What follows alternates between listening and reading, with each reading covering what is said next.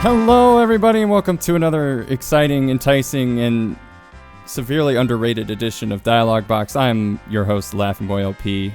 In case you are not aware of this show, DialogBOX, it is a show where all the guests are important and the host doesn't matter. So I have three very lovely guests. This is all gonna get edited or not. We'll see. I was like, I have three very lovely guests who have decided to join to help me out. So let's go down the list. First off, we have streamer Alex Rosenberg. Say hello. Hello, it me. I have resident Goofy fan Caboose. What's up?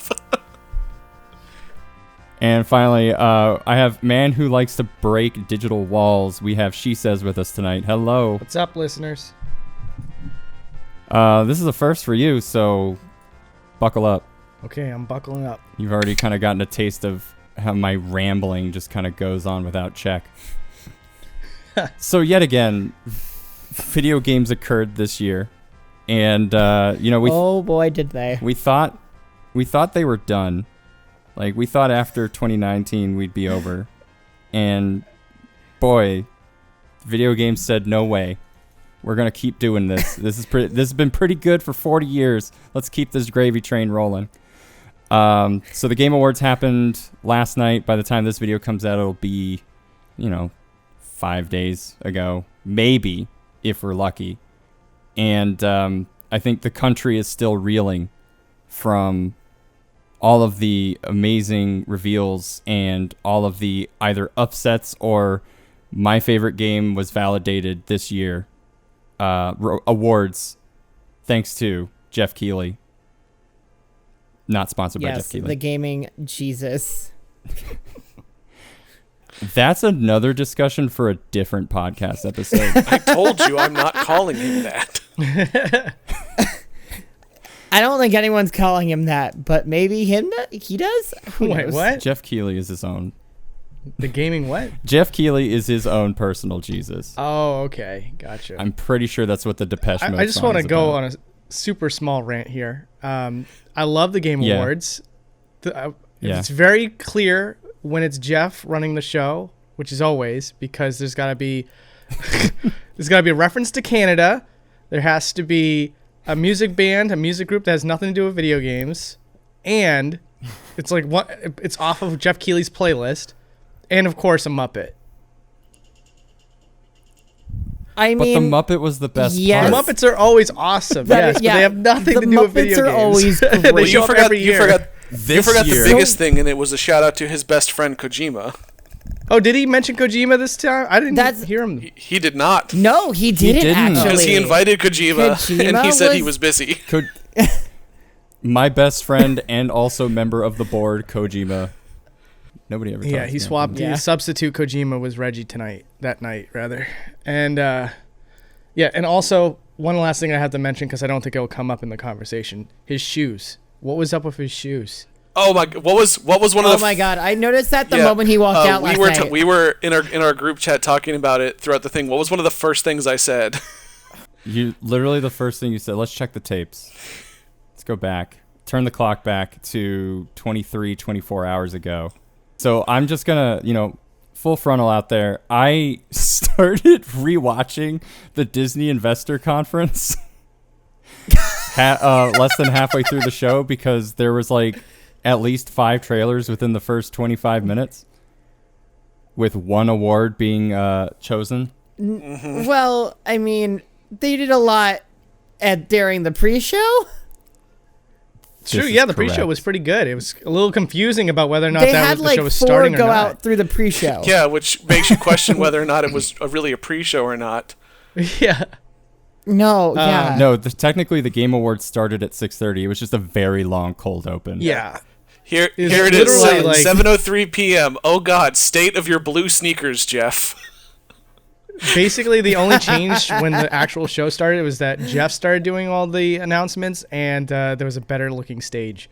That poor girl Cindy from IGN. I don't know why, but after just off on the side of the stage. Pre-show, yeah, they kept her off the stage on a random on Here like was a the random funniest monitor. thing was that once Jeff took over the mic, they relegated her for the rest of the evening to just talk about mobile games. I don't know why. Yeah. And then the But Whooper Watch, Whooper though, Watch. like you got to have the Whooper Watches. that was That was apparently the the best. amazing. obligatory That was Instagram checks of let's look at Even some people. All right, moving on. Yeah, Wow. and like the Whooper Watch, even when that came out of her mouth, she had this smirk like, "What is happening?" And I felt so bad for her because she seemed really talented, and then like the one time she was on the main stage, and I laughed so hard because I had already made the comment up to this point with my chat. I was like, "They're only making her do mobile stuff. What's up with this?" And the one time she got on the main stage, it was to announce best mobile game. Oh, yikes! Hey, I what are didn't you even talking think about? about that. I'm pretty Oof. sure that the females, they love mobile games. That's my best Jeff Keighley for some reason. Oh, you want Jeff? Need You some want me work. to channel Jeff Keighley? Yeah, bring it Welcome in. to the Game Awards, a show where we always talk about games and the Muppets. You gotta have the attempted quirkiness by a guy who doesn't have quite enough charisma to do it. He's close, just Yeah, exactly. short. It's okay. Poor guy. Like I'll give him credit. He He tries does. real hard. Definitely. He's no Kevin Pereira in terms of presence and God. charisma, but Charisma. But he's got the power to like really shift the industry. Like I mean, he made Summer Game Fest as a response to E3. So like, He said that he became best friends with Kojima without Kojima actually nodding his head no. So, yeah, that's no impressive. response is better than a negative response for this guy, Facts. for Jeff Keighley over here. All right. So we are going to go over. So as Caboose mentioned, I had some technical difficulties. Last week we tried doing a recording where myself, Caboose, and a couple other of our friends tried to talk about our predictions. And that episode is like completely done. And then Adobe was like, no, I'm going to take 45 hours to render this video. And there's like, so Sounds like anyway, what we'll do here is we're going to go through each category one by one. We'll talk about which one won and how we kind of feel about that. So I feel like that'll allow me to kill two birds with one stone there. And then we're going to talk about the announcements that happened. Were we surprised by any of it? I mean, we knew some of it was going to happen before the show. There was one thing that I mentioned during last week that did not happen, but we'll kind of go over all of that. So first off, we're going to start off with the big one. We're actually just going to go ahead and start with who won Game of the Year. And it's a very divisive answer. So we had Doom Eternal, 7 Remake, Ghost of Tsushima, Hades, and Animal Crossing, along with The Last of Us Part 2. And The Last of Us Part 2 became winner of Game of the Year. But I mean, Ghost of Tsushima won the Player's Voice Game of the Year, so Take that. I'll take that consolation prize.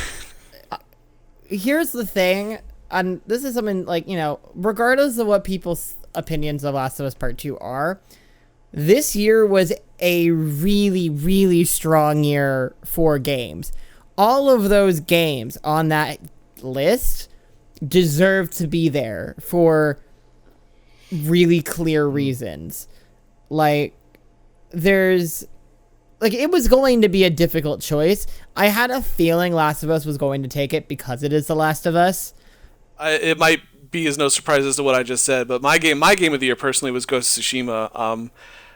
I didn't play The Last of Us Part 2, and it was solely off of Laughingboy's recommendation because he was not a fan of it, and he and I have pretty similar tastes when it comes to video games. Yeah, We kind of had the same philosophy of it to begin with, that it's not really a game we kind of wanted, so that was already a strike against it. It didn't need to exist, but I was interested in seeing how it went. Yeah, exactly. And while I still need to finish it, yeah. Like, I loved the Final Fantasy VII Remake for what I played, but, like, mine would have been New Horizons out of that list. I don't know. I've had to think about it, and I would say for me it's a toss-up between Doom Eternal and New Horizons. Both of them, like, are not perfect, but, like, I did have a really good time with both of those games. So that's where, like, I'm kind of tossed because I'm like, well, one has, like, a more stronger presentation. It's a better sequel, in my opinion, than Doom 2016. And the other one, it's like it does a lot of great things, and it came at such a great time. It's almost like it's a symbol of something of the year. But like, there's so many minor complaints that keep stacking up with that one. It's like, so I don't know. For me, it's a tie between Animal Crossing New Horizons and Doom Eternal. But first of all, I called it from a mile away. I knew that The Last of Us 2 or Ghost of Tsushima was going to win, and it turns out they both won. Yeah, I think it's one of those things where like I think everybody called it from a mile away. It's like I want this to win, but that's going to win. Right, and why? It's because they always look for like these deeply cinematic. They want it to be basically a movie before it's a video game, and that's what The Last of Us is. It's a great cinematic experience in video game format, and it's kind of why I'm interested in watching the HBO adaptation when it drops. Hopefully it's good. I mean, it's a strong concept, but you know how they always manage to mess up strong concepts in Hollywood. Well, HBO and the Chernobyl writers are on it, so it's got potential. Oh, there you go. Yeah, it's off to a good start. I've heard that Witcher turned out pretty good, right? So maybe they're starting to take it more seriously. Oh yeah, I greatly enjoyed the Witcher series. Yeah, Witcher was wonderful. And Castlevania was pretty good. Yeah, Castlevania was great too. There's been a lot of really good adaptations as of late. Lately, we may have a bad history of it, but they've been making up for it lately. The track record's starting to shift a bit. So who knows? That maybe this could be good. It could be. Yeah, I personally speaking, there are parts of The Last of Us Part 2 where if it had made certain directions and if it just changed the way that the story was told or chose to omit certain elements of it, it would have been great. But about halfway through the game, and it's like a 30 to 40 hour experience depending on how fast or slow you take it, I spent like half of it going like, I don't want to do this. So to me, it was not an enjoyable experience. I think the only two games I did not play out of the list here was Doom Eternal and Hades. And Hades is good. Hades is very good. Yeah. Hades is something I need to buy Hades this year. I will play Doom Eternal because I did play Doom 2016 and I really liked it. I was too young for the franchise when it first came out. Yeah. So yeah, we barely missed that one. So like for me, Doom 2016 was one of those things where I didn't quite understand why everybody loved it so much. I did play through it, and to me, I just kind of got stumped at the fact that it's like I'm just playing an arena shooter and everything's red. And that was my takeaway, was like, it's an arena shooter, just get a lot of guns, keep running around and clear each room, and it's like, and you keep finding the same enemy types over and over again. Like what's the depth here? But Doom Eternal takes it up to a whole nother level. It kind of adds in a couple of Metroid elements to it, and like you can there's long sprawling maps and different objectives and stuff like that. So it's a lot more. They clearly took the feedback from people like me after Doom 2016 came out and tried to craft something that would attract a player like me, and I loved it. I heard some people didn't like it for some reason. Some people claimed it was too hard. And I just realized that it's now on Game Pass for PC, so I guess he's downloading that after this. It's a really good one. I think the biggest thing about Doom 2016 that it that helped it be as successful as it was the big nostalgia factor of it. And then I think after they realized, oh well, that really helped us, but we can do better. Yeah, they didn't really need I can see that, because that's what I felt like. Doom 2016 was a return to basics and kind of like a what made Doom, and then once that was set, then they're like, okay, now how can we plus it? Exactly. Nah, I feel like that tracks, and like everything I saw about Doom Eternal was definitely that, from visuals to music to looked like gameplay. It just looked even better. It's been on my radar for a bit. Gameplay was really, really good. And, again, it has a story to keep the pacing along. So it's not Last of Us 2 levels of storytelling, but it's in the Doom style, Yeah. So I liked it a lot. All right. So next on this list that I have in front of my face, we've got best score in music. Again, we have Doom Eternal, we have Final Fantasy VII Remake, Hades, The Last of Us Part 2, and Ori Will of the Wisps. In this one, surprisingly, Final Fantasy VII Remake took it. And I only say that surprised me. I guess personally speaking, I found it surprising. Yeah, me too. I'm not surprised. Yeah, I actually 'cause, called like- that out. I mean, it's Final Fantasy VII music, just redone to sound even better. So I it's mean, like, yeah, I think that's what we said too. Is like if that wins, it would be because of the nostalgia factor of it. Where I think we were looking at it a little too, like technically of, well, this is just a bunch of arrangements of already made music, and you know, you look at the other ones and they're all completely new original things. Yeah. Well, I think Doom won best music in 2016. I think it did. It did. Yeah. Yeah.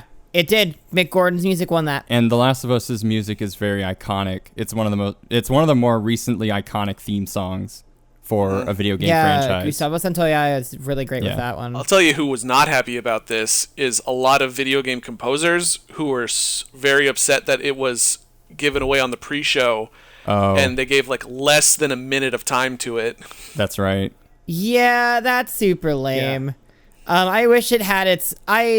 I would have loved to have a whole medley of like the score and music specifically as a medley with the Philharmonic. That would have been cool. Followed by the award goes to. Yeah, I mean, I have... Exactly, like they do with like Game of the Year. So why didn't they do that? Well, I have some opinions about why certain things didn't happen the way they did this year. And I mean, the big elephant in the room is COVID and how they had to change a lot of things. So...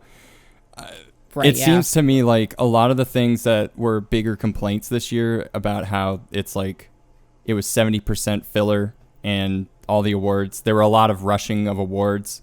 Well, that's just how award shows have evolved into over the years. There's that. I just think people picked up on it more this year because there wasn't a lot on top of that to kind of add more pizzazz. It was very stripped down. So we got to see what a more raw award show format is, and I think now that we see that, we notice the flaws. I mean, like, just for a quick comparison, when I was earlier in the year in January, I went on vacation with my family, and the Grammys were on that night, and we decided to watch it, and within the 4-hour broadcast of that, they only gave out 6 awards. Oh my God. All of the other ones had already been given out. Wait. Right. No, I have that similar sentiment. There's things like that in the Game Awards that are like that. And it's I also want to just say an honorable mention that I feel like should have been recognized for best score music. Paper Mario: The Origami King. That soundtrack was easily one of the best soundtracks on Switch. I feel like this year. it was a good soundtrack.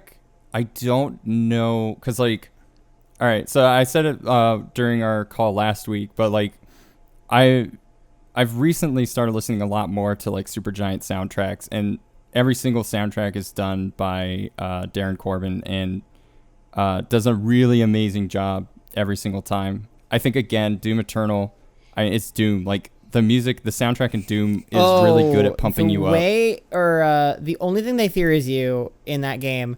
Literal chills every time I hear it. And then and then you have like The Last of Us Part 2, and I think Ori. I can only speak to what other people have said about it, but I think, it's been really good. you're not the first person to say that, Alex, by the way, about Origami King. I thought it was good. I feel like I am. Yeah, I thought it was good. I don't know. To me, it wasn't like glaringly obvious that it was absent. But someone else mentioned it. I was like, yeah, the music was good in that.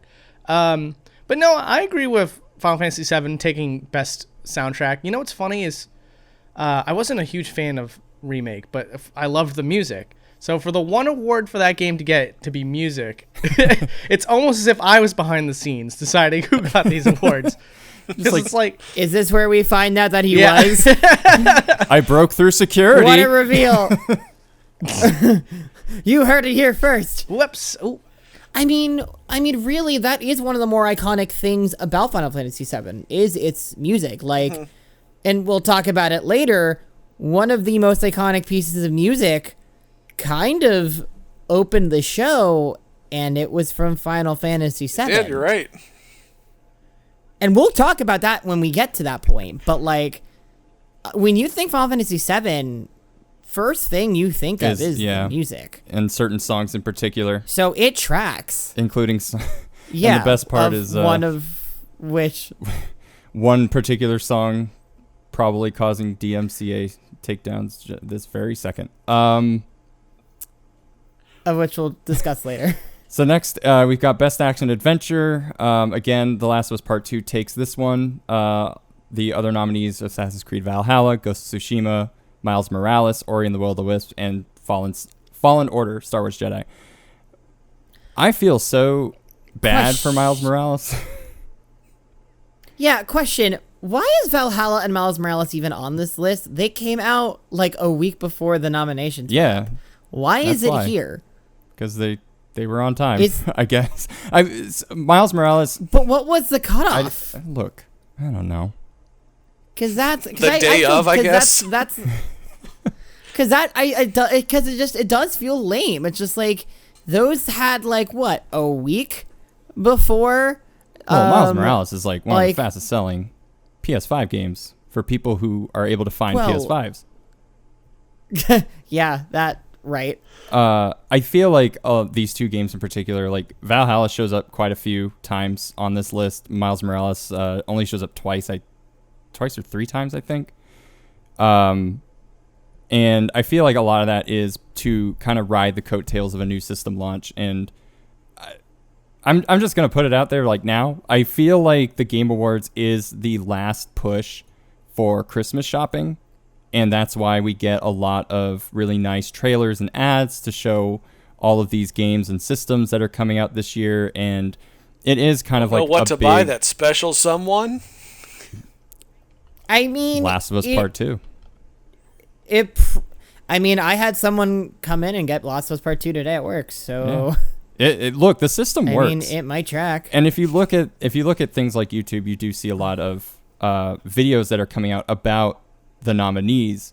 They didn't know if they were going to get the award or not, but we're going to post ads and do sales of all the nominees no matter what, because I mean, we're going to increase sales by a bunch. Well, I certainly think it helps, but I wouldn't look at it through that lens. I mean, it's like in the same way, like you win an Oscar and all of a sudden an Oscar winning film suddenly gets viewed at a whole lot more because it won an Oscar, right?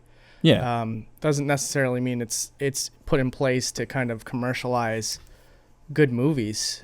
And I think that I would give the Game Awards the same credit where I don't think that's their targeted goal. I think that obviously Jeff really likes the idea of kind of slowly crafting these things into media events instead of just awards, and that's always been a problem. I can't wait for him to finally realize it's like, oh wow, I can finally do my own E3 instead, and then I can just leave the Game Awards to itself, you know? Didn't he already kind of do that this year with Summer Game Fest? I guess so. So come on, Jeff. You that got not what you his wanted, thing? Jeff. Now stop. Just make it about the awards. Maybe we're throwing a Smash Brothers character, but that's it. Where there's Jeff, there's Smash. I guess come back to the point of the actual award for Best Action Adventure. I mean, like, this is a very, very strong category, I think, all the way through. Yeah, 100%. Not sure why Ori is here. It's not really an action adventure. It's more of just a platformer, but I would say adventure, I guess, fits, but yeah. Sure. Fallen Order was a great game. It just had a couple of problems. Haven't played it. I did hear the problems. Yeah, I can back that up. But I've heard good things, but arachnophobia.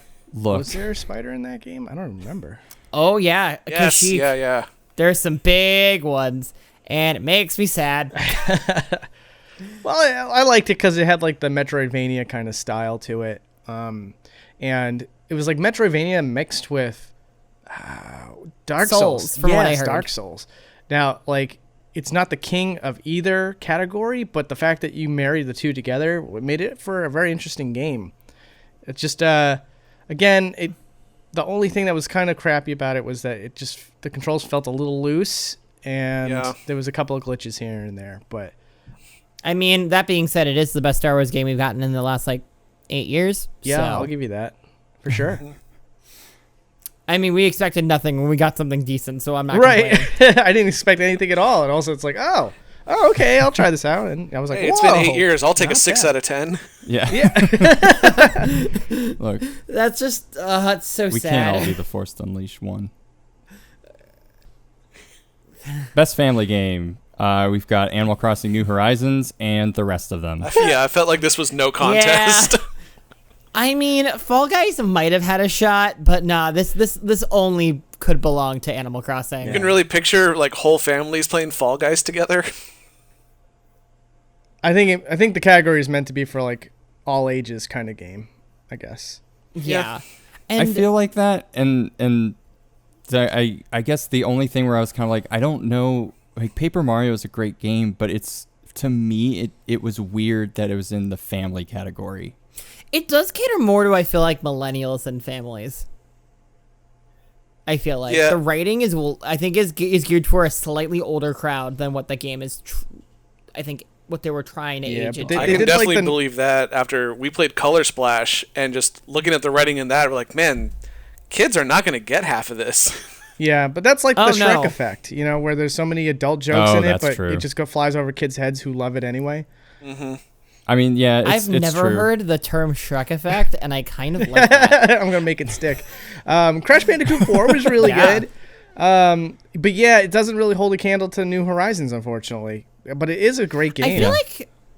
I feel like New Horizons, I think, had a very massive shift because, obviously Nintendo could not have predicted the timing because just of the nature of how this year has gone. Like, for me, Animal Crossing New Horizons is my point of reference when it comes to this pandemic because the very next day after that game launched was when my state went into lockdown. So it's like, that is the point of reference. And I think the fact that everyone became stuck at home, like right after it launched, and was like, well, guess we'll play this game. Like, Animal Crossing in, I guess, 9 months has almost surpassed Mario Kart 8 Deluxe's sales on the Switch. And Mario Kart 8 Deluxe is a game that came out in 2014 on the Wii U and is a port that was ported like 2 months into the Switch's lifespan. And Animal Crossing is about to beat that in like a year. Well, That's and impressive. I think the other metric is usually that Mario Kart tends to be the highest selling game on a Nintendo platform typically. So the fact that Animal Crossing is surpassing it so hardcore really does. I mean, this game was going to sell well anyway, and it was going to get reviewed well anyway. It was just not going to... I don't think they were expecting it to be the game that turned Animal Crossing into a franchise that people sort of knew into now one of Nintendo's biggest IPs. Yeah, I don't think we're gonna Like, have. I don't overnight. think we're gonna have like another 8-year drought between Animal Crossing games anymore. If No. anything, I could see them doing more updates to New Horizons for a couple years before actually making a new It's a one. platform. Yeah. Yeah, we're going to get another Amiibo board game a lot sooner now, thanks to New Oh, Horizons. good. Oh, good. Amiibo Festival 2. Amiibo Like- Festival Deluxe. Yeah. That's right. Oh, God. Now with Ugh. one additional map. Can we play as Blathers? That's all I ask. No. Damn Just it. because you asked. Best Doug debut game. Bowser. We got Carry On, Mortal Shell, Raji, Roki, and Phasmophobia. Phasmophobia took that Called one. it. Kind of said that with a very weird Midwestern accent for the Phasmophobia. Phasmophobia. You're not even from there. Oh, sure. Oh, sure, bud.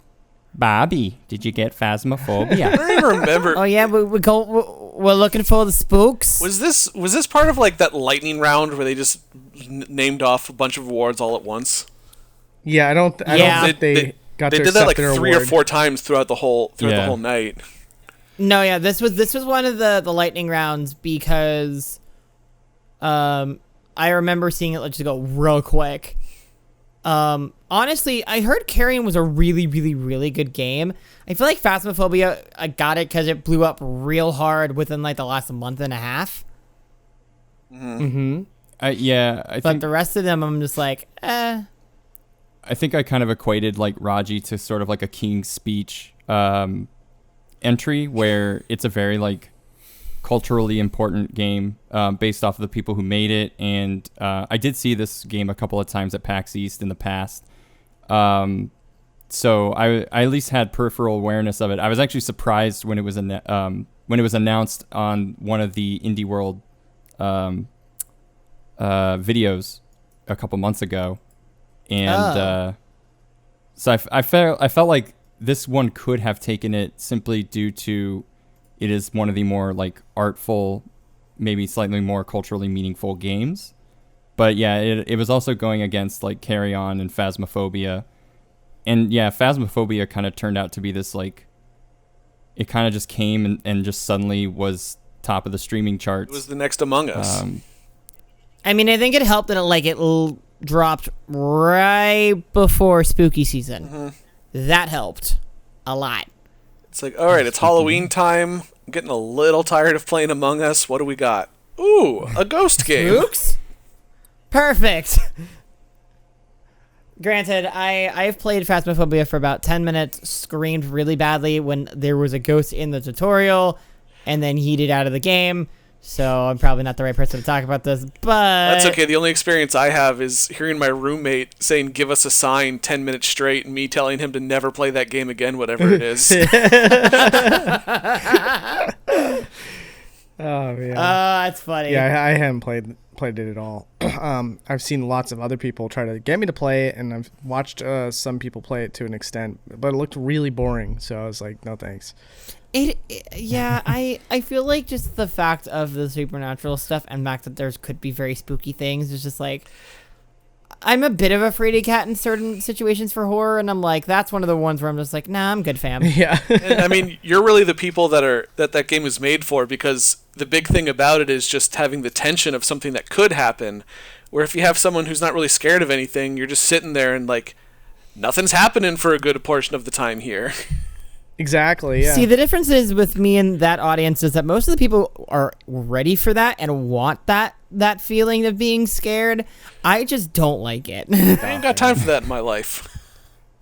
Hell no. I want to be scared now. I have a meeting in 10 minutes. I have a time frame and I'm in a rush game, so let's hurry it on. Chop, chop. Just get on with the jump scare. Spook me already. Jesus.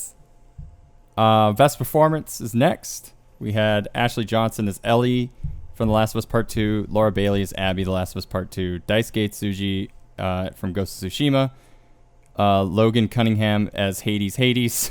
I like how... Okay, no, they do say the character names and the game. Anyway, my list is a little weird looking. And then Najee Jeter as Miles Morales from Miles Morales. I really liked Najee Jeter's... Miles Morales, because like he really does sound like a high school nerd. Like it is so perfect. That's good. But yeah, like this was the one area where I was kind of like, okay, like how was it not going to go to The Last of Us Part 2? Yeah, I think we said it was down to the two of them. It was going to end up being Ashley or Laura. And it's a little weird that there's two performances from the same game in this category. I even said that too when because Brie Larson did this category, and I remember one of the first things she said was all these nominees from completely different games. I was like, different games? Two people are from the same one. Yeah. Well, technically, Ashley Johnson is from The Last of Us Part 1. This is true. Yeah. If you want to get real technical, I mean, like I've heard people's opinions on the character of the winner, but you know, if you're looking at the performance, she did so well that she got death threats, or as she put it during her speech, passionate responses. which is really kind of the best way you can say it. Oh, it's the only way you can say it. Yeah. I don't know if it was really about the Passionately performance as much as the character that upset people. No, that's absolutely what it was. But that's also not her. It's not her fault. No, it's not her fault. It's not her fault at all. But the other thing, too, is when you are a performer that you can make a character elicit that much of a response that shows how well of a master you are in your craft, and Laura Bailey absolutely deserves that. Absolutely, yeah. Performance. Laura Bailey, for the record, is one of the most talented voice actors, like, in the industry. What else has she done? Look at her credit list.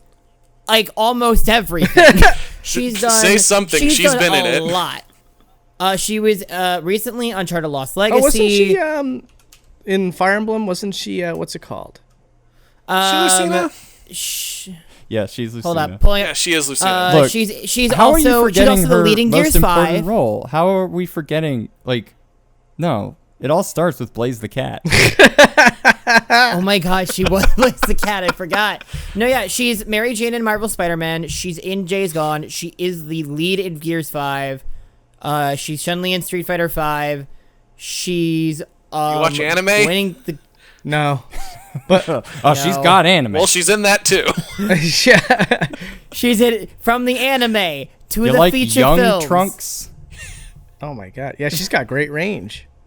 No, and I she's think- also well known for Critical Role as well. Like she's got a lot of credits behind her, and so she deserves She's the female Troy Baker. this performance. She kind of is, actually. It's like her and I think Jennifer Hale. Yeah, Yeah. definitely. Jennifer Hale. Like Jennifer Hale's great, and I feel like this is kind of like the next one because she's done so much, and a lot of her performances have been in some of the largest games, like Spider-Man. That's a big one. Gears 5, very, very big. She's in Marvel's Avengers, which depending on how you view that game. Magna Carta 2. Anyone? Oh yeah. Okay, I just Yep. Knack. realized this. Have they always done just one category for this? Like just best performance? Has it never been separated to male and female? I don't think so. I don't That's think a big so. problem that the Game Awards has in general. And we'll get to that as a future subject that's coming down the line. But yeah, I think they've always kept it to best performance. Yeah. Now that I think about it, you're right. I don't know if that's like a reason to do like to make sure like it's all inclusive, but like I feel like you're kind of limiting yourself because you have fewer choices that you have to choose from now. Yeah, it's like I've seen that argument before, and now from the other side of the fence, we're looking at it and scrutinizing it as like, yeah, but now that's a better opportunity to highlight two good actors instead of just like one. nobody complains about the Oscars being separated by actor and actress. Some people have. And featured and leading. No, that makes sense. No. Yeah, maybe they should do that because then we could have more recognition. Because I'm even looking at 2017 when Hellblade won. Like, yeah, there was only either just like everything at once. Yeah. I don't know. Getting too many awards in there might get in the way of all those trailers they want to show. Oh no! Yeah. Not Oh yeah, that. that's true. You gotta have that trailer budget. I have a We trailer gotta in 10 have minutes. the trailer for Ark. We can't. Oh God, We can't We'll spend. get to that. We can't spend I time have- on this really, award. best performance was Vin Diesel. yeah, by far. I have opinions about that when we get to it. Oh man. Dinosaurs. It's not Sylvester Stallone. Coming from a man that looks like he's right off of a PS2 game. No, an Xbox original. Played by Sylvester. Xbox Stallone. exclusive. Yeah. Wow. Oh, I'm sorry. Chronicles of Riddick, my man. Oh right, you.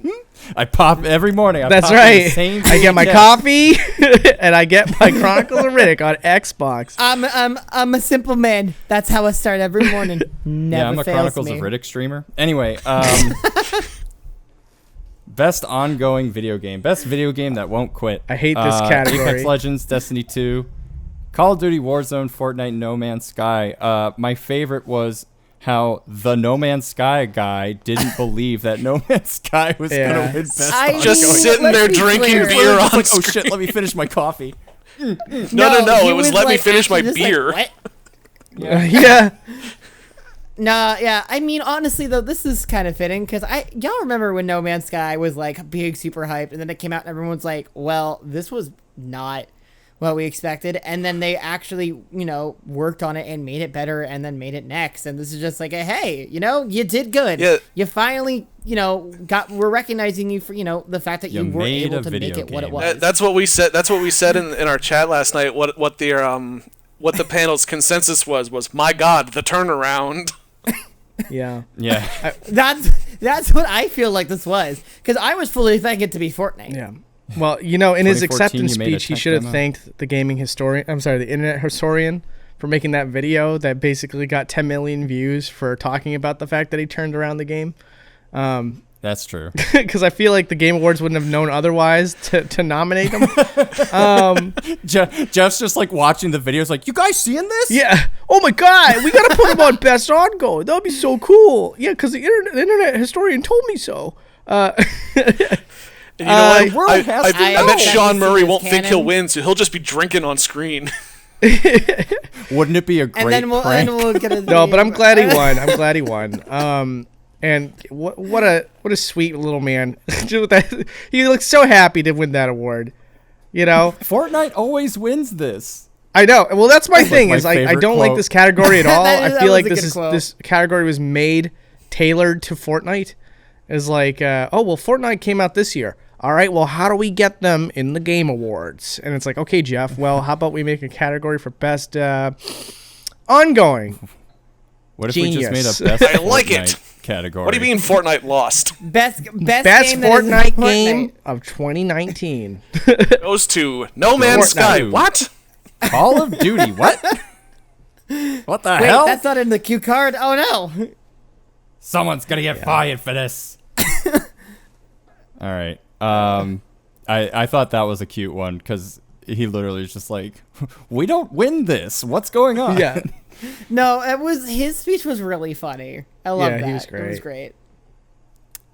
Best sports racing. Oh my God, F1 2020 got I'm so robbed. literally. You shut your mouth. Okay. This was no contest, and you know it. I know. I was like, what about my FIFA boy, and Dirt 2K are 5? on this list. There's literally no, you can't give it to anyone else but Pro Skater. NBA 2K21 and FIFA 21 are the most, Lazy. cookie cutter, they came lazy cookie cutter thing, to the point where, not only did IGN copy and paste their review again for the Switch version, but it's, that was- for that some of was a their good one. ports, they're not even updating the game. It is last year's game, or even the year before's game, with just an updated player list, which really is what the game just should be in general. Just don't But, lie to us that it's not.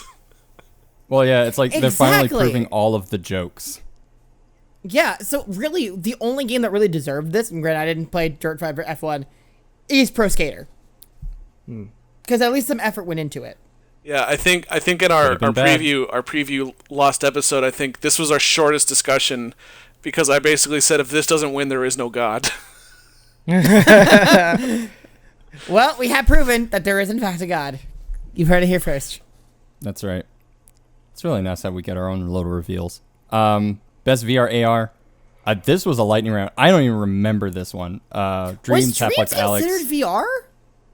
It has. Guess so. You can use the VR headset, I don't know what I would call that, but I and guess. that's it. Marvel's Iron Man, Star Wars Squadron, Walking Dead, Saints and Sinners. I mean, I feel how like is it it had to not go to going to go to Half-Life. Alex? Yeah. Yeah, it had to. It's like it's a Half-Life game. Hello. Nobody knew this game was coming out, and it became the most anticipated game.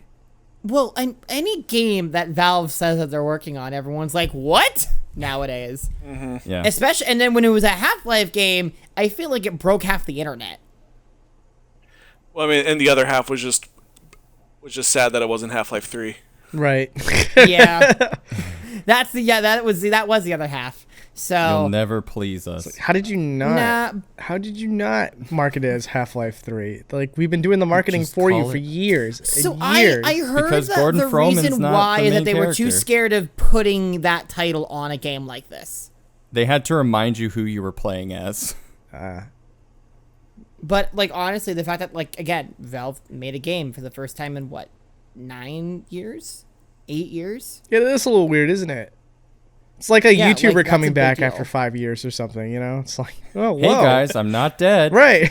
I'm still here. It's like, we thought you just were done. Thought you got a real job or something. I forgot my password for 8 years, but I'm back. Yeah. Oh my god. Best action: Doom Eternal, Hades, Half-Life Alyx, Neo 2, Streets of Rage 4. I still I feel so sorry for Streets of Rage 4. It's not supposed to be in here. I think it got lost. I didn't hear anything about Streets of Rage 4. It's a great I actually game. don't even know what the game It looks is, but yeah, it's not an action game. It doesn't belong in this category. like. What kind of game is it then? Beat 'em It's a Beat 'em beat 'em up. up. But like its action is generic enough for Streets of Rage 4 to be in there, and because there's no other games yeah, in because its it's not a fighting category, game technically. yeah. I mean, you could have done fighting beat 'em up, and then you'd have taken out, I don't know, like One Punch Man. Like, who cares? But Right. you know, I felt so bad for it because it did a really good job. It got great reviews, but you're going up it's like- against. It was like one of those times where Jeff was like, I want this game to be recognized, but I don't know where to put it. Action game, why not? Just like looking at it like a puzzle piece. Where the fuck do I put this thing? I love Throw how darts at a dartboard. Yeah. Perfect. Yeah, it's like I table love this settings at idea. a Oh, wedding. Thank God it hit action and not RPG. I like this canon where it's just Jeff Keighley throwing a game at a dartboard, and where it lands is where it gets nominated. Yeah. Table settings. I mean, Hades. Perfect. Hades well deserves this. I think Rip and Tear would have been a good alternative. Yeah, Yeah. I was expecting Doom to take this. I guess I guess it really just shows how well Hades' combat is. Mm-hmm. You got 10 out of 10, baby. Dang. Guess Baby. I gotta play it. Baby. Best art direction: Final Fantasy VII Remake, Ghost of Tsushima, Hades, Ori, and The Last of Us Part 2. I think- honestly, I'm so happy I The feel Last of like Us it had didn't to win go this. to- It's the only Well, I category mean, it didn't wasn't- win. No, that's I not mean, true. So Oh. wasn't Ghost like they added like Didn't the win Best the RPG specific or something? filter for like the original kind of like samurai like movie kind of look. Mm-hmm. Like they went full on, even with filters, but like I feel like it had to have been Ghost of Tsushima. Yeah.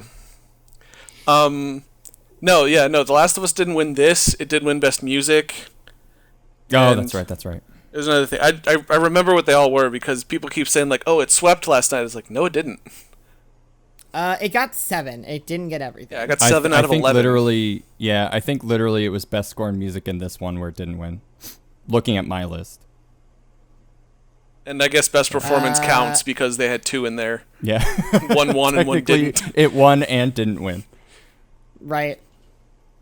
Yeah, no, I think Ghost of Tsushima was great here. I know Final Fantasy VII Remake has a lot of pretty colors, but then like There's like weird issues with like textures not loading in correctly. Mm-hmm.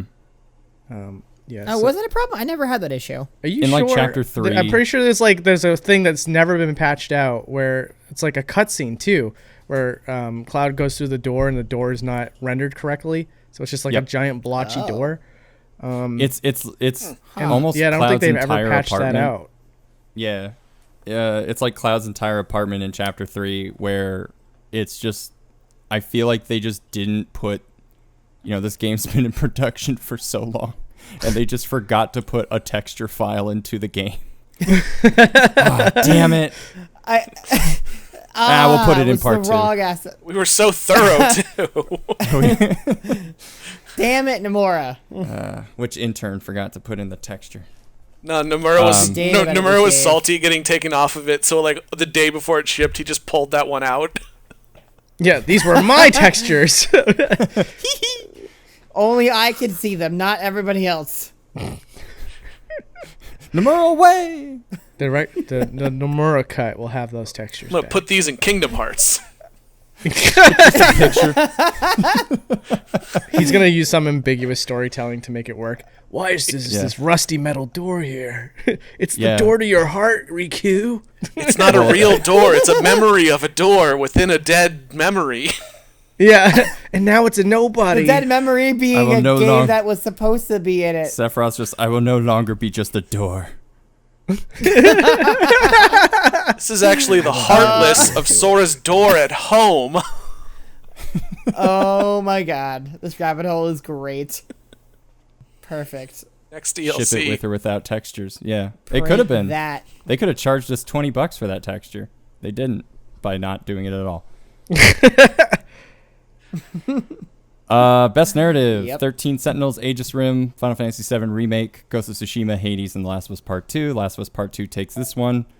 I don't agree with that for like a half a second, but that's just me. Don't have enough opinions about it to really say anything. I mean, Final Fantasy VII, I feel like, is another high roll tier, but also Ghost of Tsushima and Hades definitely apparently had really good stuff. It did. I mean, like I said, since I didn't play Last of Us 2, I have only based on what I've heard, and from what I've heard, I'm not really a fan of. Ghost of Tsushima, I would have been totally fine with, because while I've been on record saying the story is the weakest part of the game, it's still pretty good. Yeah. I mean, a weak part of a game that's also so rock solid, like, I mean, even if it's like an 8 versus a 9, that's still a good story. yeah, well, like the worst thing Ghost Story has against it is that it's a little unoriginal. That's not a bad thing. No, it's not. Like, I don't know. I didn't get it when people are like, "Oh, the story sucks." I'm like, it's a samurai movie. What's not to love? Yeah. You've got swords. You can fight people with swords. I think Hello? I think even though, like, I would say that the premise isn't like, I would say that it's probably been done before, but at the same time, you could do anything the same way as another person does it, but how do you do it? Yeah, And exactly. I think Ghost of Tsushima was, even if the story or the narrative itself wasn't the best part of it, I think the way that the characters Yeah, the big thing that carried the story in Ghost was the strength of the characters. I honestly thought the very last part of the game before the credits roll, I thought was like, it was just really, really good. Oh my god, yeah. I even like did the whole thing where I actually did both endings, and I just had goosebumps the whole time. Yeah. Final Fantasy VII Remake, I know like a lot of people either interpret the last bit of 7 Remake as like, oh, this is really cool, or it's like a big Or giant what the hell did finger. you do? Right. Yeah. Did they make any massive changes to it? Oh, I yes. actually never finished. Oh, you sweet I mean, summer it's- child. I haven't gotten as high. So here's the thing. So because of just the fact that like I have been working nonstop, like I've gotten through a handful of these games and gotten partway through, and then other games come out that I start playing, and then I fall through on finishing. No, I get you. It took me 4 years to beat Watch Dogs 2. I mean, it's also like it's Final Fantasy VII. We sort of know where the story is going. No. The You sweet summer child. easiest thing to say is that the easiest thing to say is is no. the bullet points are the same, but there's But a lot of the other stuff is specifically different, and I know that. Yeah. So it's hard to say. The easiest way to answer your question, Alex, is no. Okay. But moving on, best multiplayer, we've got Animal Crossing, Among Us, Call of Duty, Fall Guys, and Valorant. Among Us took this one, and Absolutely deserved. I think what I really liked about it, and I mentioned this on, I think I mentioned this on Twitter to at least somebody, but I think one of my favorite things about the Among Us winning both of their categories was the realization that it was just like, it's like 3 kids in a room that like, and I know I assuming that they aren't like the only 4 people that worked on the game. I don't know for certain, but No, they were. they were. Okay. So to just kind of see them, that was the team. it reminded me of Celeste. That makes it in a even way, better. because Celeste was a big contender during the Game Awards of its year, and it's literally just like a couple of people that made, one of the biggest games of that year. And I thought it was really cool to see these, you see Naughty Dog's like acceptance speech, and it's a video taken inside of a conference room with my neighbor staring behind me through the window. oh my, that was too a little funny. bit. That was really weird. But like you can It was see, really funny though. corporate office versus like 3 it friends literally at my looked like at my a friend's bedroom. house. Yeah, not even like Yeah, basically what we're trying to get across is it's the contrast between 4 passionate people that never imagined getting anything out of this aside from minor success to suddenly getting an award and tons of financial success, and you can just see it on their faces. Like that one girl was just was crying. She was very choked up. Yeah. Yeah. No, versus yeah, the but, guy like- who won Game of the Year, and he's just like, "Thank you very much, everybody. We spent Wish a lot we of could time." drink together. Yeah. It's like, we spent a long I time mean, making I'm this. still on this call. The other thing too is that like Among Us is a 2-year-old game. Nobody really knew about this game until like what, September? And then yeah. all of a sudden it becomes one of the best games of the year, and it's one of the games I've had the most fun with recently because it's been a great time to just play with friends. And it's like, to make a game like that, especially now, is amazing. But the fact that it's like they thought it was a failure, and then all of a sudden they wake up one day and they're like, oh my god, this is a sensation now? What? Like, I can't imagine what like level of cloud 9 they must be on of just like, oh my god, I know. what is happening? Like, this was one of the, like, it was, I think, between this and Fall Guys that really deserved it, but Among Us deserved it the most, and I am so happy that they won. Yeah. Again, just for the fact alone that their acceptance speeches were just the 4 people genuinely, out of like too many emotions for them, that level of excitement. I'm glad that they won over someone like Nintendo, where it would just be like, "Hi, I'm Doug Bowser. I'm accepting this speech on behalf of Nintendo Incorporated. Thank you so much." I don't know. Sure, it wouldn't have been Reggie. No one seemed to tell him he doesn't work for Nintendo anymore. Yeah, I know. Oh, man. The poor big New Yorker. So Games for Impact, yes. speaking of Reggie. No, wait. Who did the Games for Impact one? I think it was Reggie, wasn't it? Or was that Gal Gadot? It was Gal Gadot. It was Gal Gadot. It was Wonder Woman. Games for Impact, Tell Me Why takes this. The other contenders were Kentucky Route Zero, Spiritfarer, Through the Darkest of Times, and If Found. And Spiritfarer. I did say Spiritfarer. Oh, I didn't hear that. Spiritfarer. Spurfire. I heard Spiritfarer was really good, actually. I mean, Games for Impact has been Don't Nod's like bread and butter for the last several years. Yeah. So it's not a surprising win to me. I mean, yeah. I mean, they are good at it. I mean, their whole shtick is emotional drama. So it tracks very combat. well for them. I'll never forget What? Remember Me. Who's the villain? Oh, Nillen's the villain. oh dear. I heard things about that game. It functions. We had fun with It's it. a game. It's a game, all right. I did actually enjoy the game a lot. Yeah, no, we had fun with it. But yeah, I would also Spiritfarer is also really good in terms of Games for Impact. And I know of Kentucky Route Zero. I know of If Found. I actually did not know about Through the Darkest of Times. So It looked cool though. The art style was kind of interesting. yeah.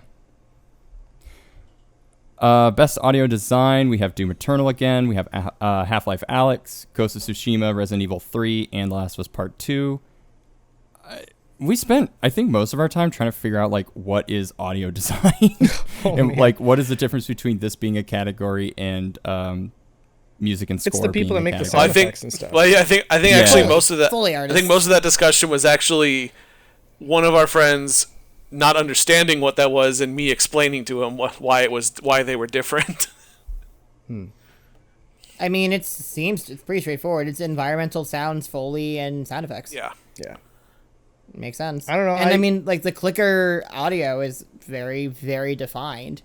What were you going to say, she says? I was just going to say Doom Eternal really did a great job there. Lots of really great sound effects that I remember just had a lot of power to them, a lot of oomph. And, like, yeah, I didn't play The Last of Us 2, so it's like I can never weigh in on that topic.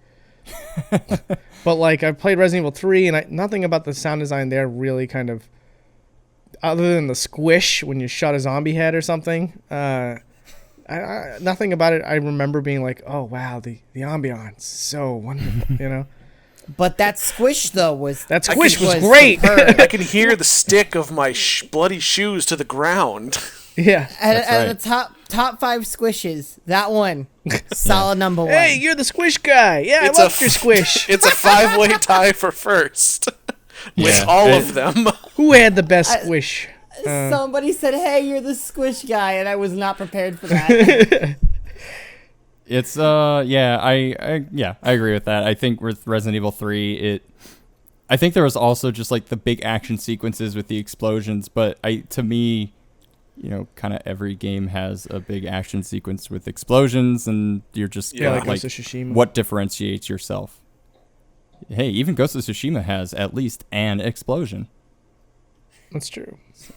Just not a car explosion. Well, I mean, Wouldn't you that can't be be Michael surprising? Bay. Wait, did you say car or cart? Car. No, motor vehicle. Let's see. Best role-playing game. Final Fantasy VII Remake, which took it. Genshin Impact, Persona 5 Royal, Wasteland 3, and Yakuza Like a Dragon. Yeah, we had a discussion about this category. I played literally none of these games except Final Fantasy VII's remake. I have heard nothing but good things about Like a Dragon. Yeah, neither have I. So I've heard good things about Yakuza, and I've heard a lot of people talk about Genshin Impact. I will probably never play it because it still looks like a Breath of the Wild clone, but... Apparently it's not. Apparently it is not, but still probably not going to play lots it. of anime. Almost gambling. There was a Paimon. There's a character named Paimon, and she just talks in the third person. It's that typical fairy anime character. I thought you said you don't watch anime. Well, I got to know what I don't like. You know what I mean? Fair enough. I mean, that's a solid argument. What was that joke can't from argue the other with that. guys? But It's that. Persona 5 Royale, that's just like an enhanced version of Persona 5, right? Yeah, we had a Game of the Year edition. on our preview. We had a very heated discussion about this because Passionate. while I myself personally I don't like counting re-releases and stuff like that in terms of like that year in gaming. So, but the person we were with was mad that if Persona 5 Royal was on this, then show should have Xenoblade Definitive Edition, and he felt I would too because Xenoblade's my favorite game, and because I said no because I don't think definitive editions and stuff should be in the running, it got very heated. It's funny that you mentioned that, considering one of the later topics in one of the later categories is literally that. With fighting. I was about to say best remake. Oh yeah, no. Yeah. We talk about it again. Yeah, we can talk about more in that category, but like it's funny that you bring that up because that is something I actually had a major observation of in fighting. Yeah, I don't know, like when I was like listing out my favorite games this year, they're like I'll give a special honorable mention to Persona 5 Royal because it was my favorite game of that year, and definitely to Xenoblade because it's my favorite game of all time, and this is literally the definitive edition of it. But I don't think they should be here because they're not games from this year. Yeah, I get what you're saying. Right, yeah. But like, yeah, I mean, I do agree with you because it's almost like the developers are double dipping to get their shot at winning some award in this case. Yeah. You know? Oh, 100%. 100%. So, but since they counted, I guess, I would put Persona 5 above Final Fantasy 7 Remake. For what I played, I was like, well, this is a very original story. It's well acted. The gameplay has that good traditional turn-based combat. Final Fantasy VII Remake doesn't. No, Exactly, which is why it was my game of the year in 2017 when it came Persona out. 5 Royal is good bake, good color. Yeah, great colors. Yeah. Great dating no sim. Soggy bottoms. Great dating sim. You can date everyone. I know a lot of people say Persona 5 Royal Royal is like the perfect RPG or JRPG, but maybe it was the same thing where people kind of didn't really vote for it because again it's like, well, you came out before. Final Fantasy VII Remake is, even though it's considered a remake of Final Fantasy VII, it's still from the ground up a new game. Yeah. But I feel like in that case, like from what I've been told, it seems like Yakuza Like a Dragon is like the big really good RPG, especially if you're a Dragon Quest fan like myself. Well, Like, also it's a the love biggest letter thing to is Dragon like Quest. the biggest thing too is the fact that it's a completely different game from the previous Yakuza games, and it's successful at doing that too. Yeah, 'Cause exactly. I remember when this got announced, people were very upset that it changed gameplay style, and now all of those people who were saying that are like, this game is fantastic. And would you say it's like Dragon Quest? I heard that this is basically an RPG now, right? Yeah, no, it went from an open world sandbox game to a turn-based RPG. That's really cool.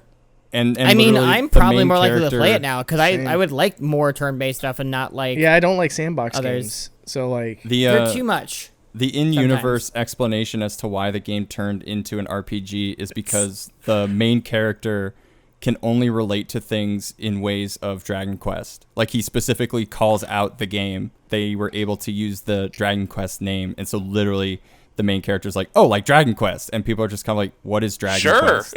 Yeah, yeah. So the reason why the game operates the way it does I love it in so universe much. is that the main character can only see things through a Dragon Quest lens. It's really good. awesome. It's great. I love it. Best sim strategy, we got Crusader Kings 3, Desperados 3, Gears Tactics, Microsoft Flight Simulator, and XCOM Chimera Squad. I'm really upset with this category because In what why way? is sim and strategy in the same category? That is it. That is true. They're very different games. They're I feel very like different games. I feel like they're always Crusader merged Kings is not a together simulation in general. game. But like That doesn't make sense. I mean, it I can shouldn't. But again, simulate being a king or a Gears. I do feel like if there anything that was gonna go up against Flight Simulator would have lost anyway because it's Flight Simulator. So it's like, yes, this obviously it had to be Flight Sim.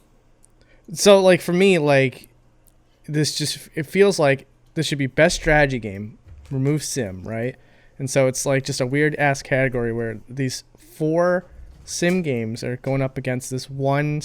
Sorry, these 4 strategy games are going up against this one sim game, and they're just like, and the best strategy game is Flight Simulator. Yeah.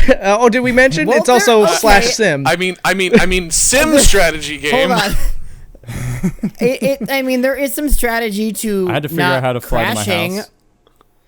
I mean, it's a strategy to try. You have to find your strategy to try to figure out the best way to control. Yeah, what is a flight Is it a- plan?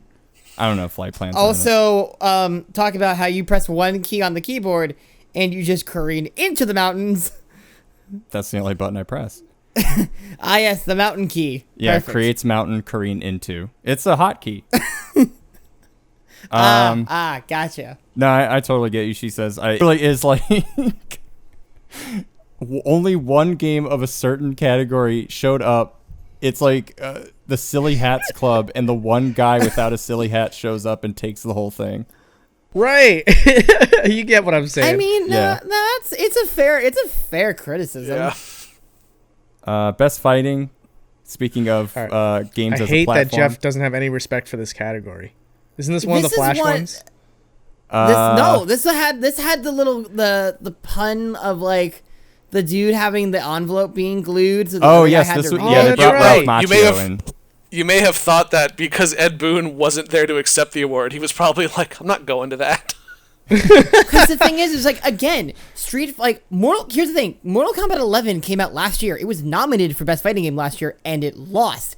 This year, it had an Ultimate version, and now they won Best Fighting. And I'm like, what? Ed Boon gets I- the I line mean, that his literally, game's been In their nominated. defense, Ultimate Edition is better than the base Mortal Kombat. Yeah, but like it's a Game of the Year edition, Well- right? It's just you get all the DLC with it. I mean, No, Grand it's Blue, it's an updated game too. it seems like the only new games here was Grand Blue, One Punch Man, and Under Night, and that's based off my knowledge. Under Night Like, is also an update. Ah, god damn it. Well, I guess it is. But wait, I, hold on, I said hold this. on. Only Is 2 of the games came ultimate- out this year. One Punch Yeah, but Man here's the thing: and Grand is the Blue. Ultimate version of Mortal Kombat 11? Is it literally just like what updated visuals and what maybe like DLC, or is it like an actual new campaign? It's don't updated even- gameplay too. Is there updated visuals though? I don't think there is. What gameplay needs to be updated? It's Mortal Kombat. I mean, Street Things Fighter that- 5's things never been that- the same game twice. Things that non-casual players care about. Great, riveting. Exactly. FGC.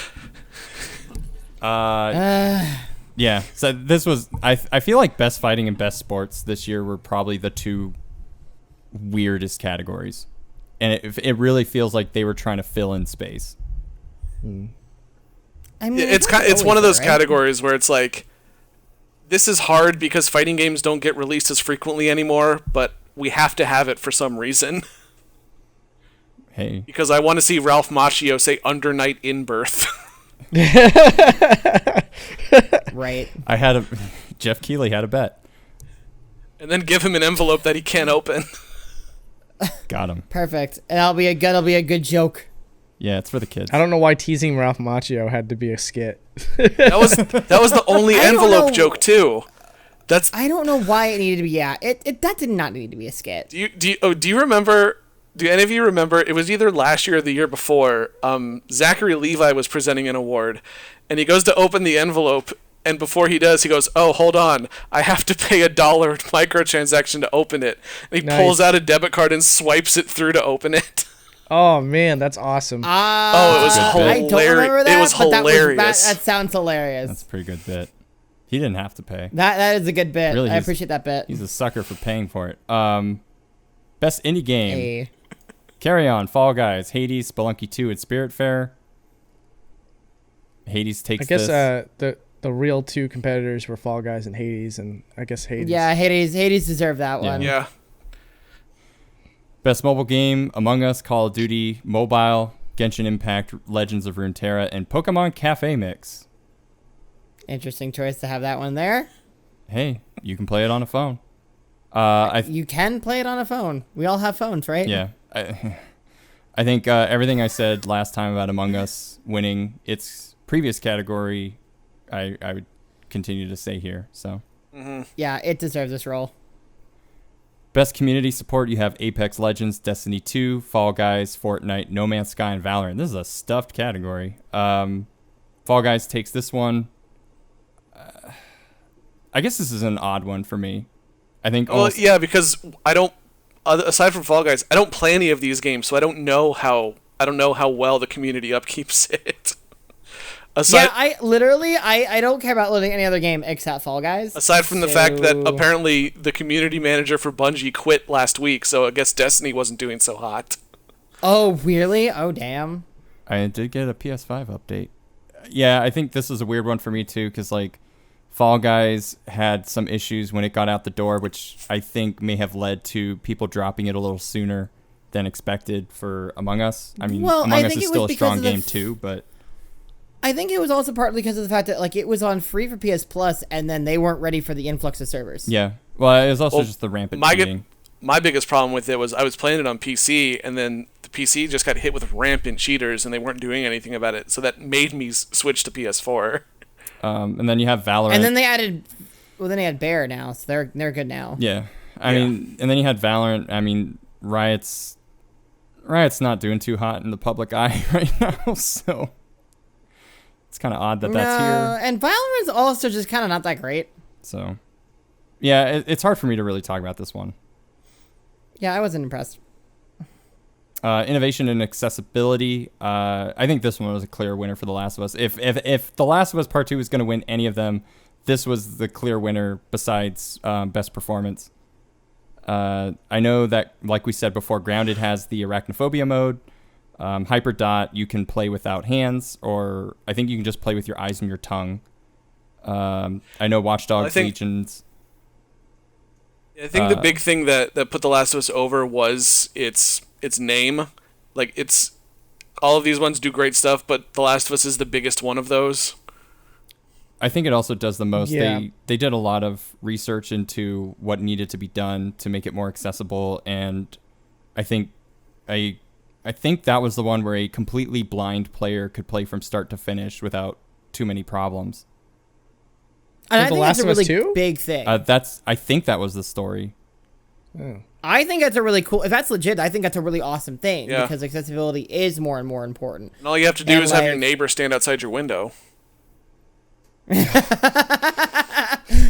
Oh man, that was just like the weird. It felt like a bit from The Office. I know. Well, I feel like he said like immediately he was like, "This is the other person," and they also happen to be my neighbor. Like, I feel like he felt like he had to say that so nobody was like, "What is going on?" I mean, no, yeah, because otherwise it just looks super weird. creepy. It still looked weird, yeah. Oh, no. I remember no. saying to Explaining myself, it I was didn't like, help it. all right, am I in a dream? Am I going to wake up tomorrow morning and realize that didn't happen? You know, because it was that surreal. Am I gonna I mean, gonna that's what watch we back consider the this year, video but- of it and she's not gonna be there? Right. Oh God. Oh no, I hate that timeline. What do you mean? There was no one in the window. Next, you're gonna be telling me that the calls are coming from inside the house. Copy pastas. Yeah, this one was a pretty clear winner. I think Grounded and Hyperdot, from what I have read, have done some pretty nice things. But yeah, I think a completely blind player was able to play The Last of Us Part 2 through text to speech and other different various options to help him get through the game. So that's a pretty big win. Yeah, that is. I'll have to look more. 100%, yeah. Best game direction, The Last of Us Part 2 takes this. Other contenders were Half-Life Alyx, Hades, Ghost, and 7 Remake. I think don't know if I can agree with this. People are very contention on this one because of the issues with crunch. Yeah, I was gonna say I don't know if I can agree with this based on all of what I heard about the development cycle of it. Yes. Yeah, there was a lot of think pieces that I saw this morning about it regarding hey, they crunched very hard with this. I don't agree with this choice. Yeah. So, especially when you consider Supergiant with Hades, that they are anti-crunch to the zenith degree. Yeah. Mm-hmm. And I can't. Which I think that probably would have been a better choice for this category, but Yeah. Eh. And nothing's really been said about Ghost of Tsushima. I know typically, and I guess with 7 Remake, it's a little bit more of a problem of an international company rather than a lot of the companies that we see with these crunch stories are typically Western companies. 7 Remake, Square Enix. Yeah, it only really comes from Western companies. Well, that's not true. No, I think it's about it. guaranteed intentional. A lot of Japanese companies they keep everything close to the chest. So, and there is a different work culture for them. Yeah. That Versus is true. Yeah. Western work cultures, and so it's not really. It's a more difficult conversation to have than just this podcast. Right. It's a whole podcast within itself, right? Exactly. So it is, yeah.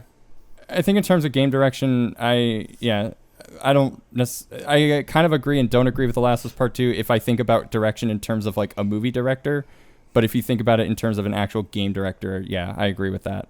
Last of Us Part 2 probably shouldn't have been rewarded for what it made their employees go through. Yeah. I like that take. Yeah.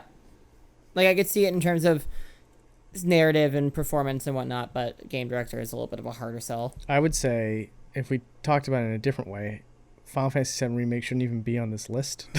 I hate the direction that game went in. Again, we can't spoil anything, but... Yeah.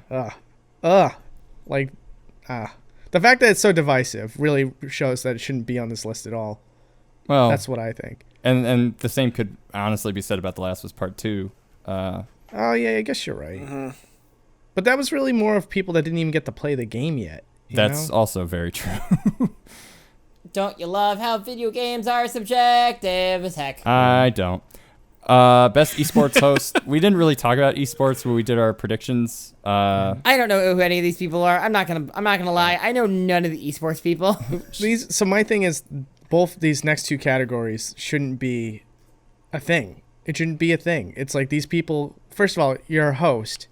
That's who wins awards for hosting, ever, in any other thing. If Jeff Keighley you ever get the Emmys, he would. What's that? The Emmys have an award for reality show hosting. They do? Yeah. Wow. Yeah. What about sports hosting? I don't know. Is that more of I don't an know. SB Is that thing? there might be one of those at the ESPYs. Okay. I don't know. But, I don't watch sports. But yeah, the Emmys do have one for reality hosting, and it's Jeff Probst from Survivor, Phil from The Amazing Race. So it's people who actually are hosting, and it's similar. So I get it, but Okay. Yeah, maybe I'm a little, but certainly the next one, I definitely don't feel like that should be a thing. which one? Best esports team? Best esports team. I don't care. I really don't care. And I say this because, they're competitors, so their whole thing, the awards that they win is through competition. That's there's no reason. Story.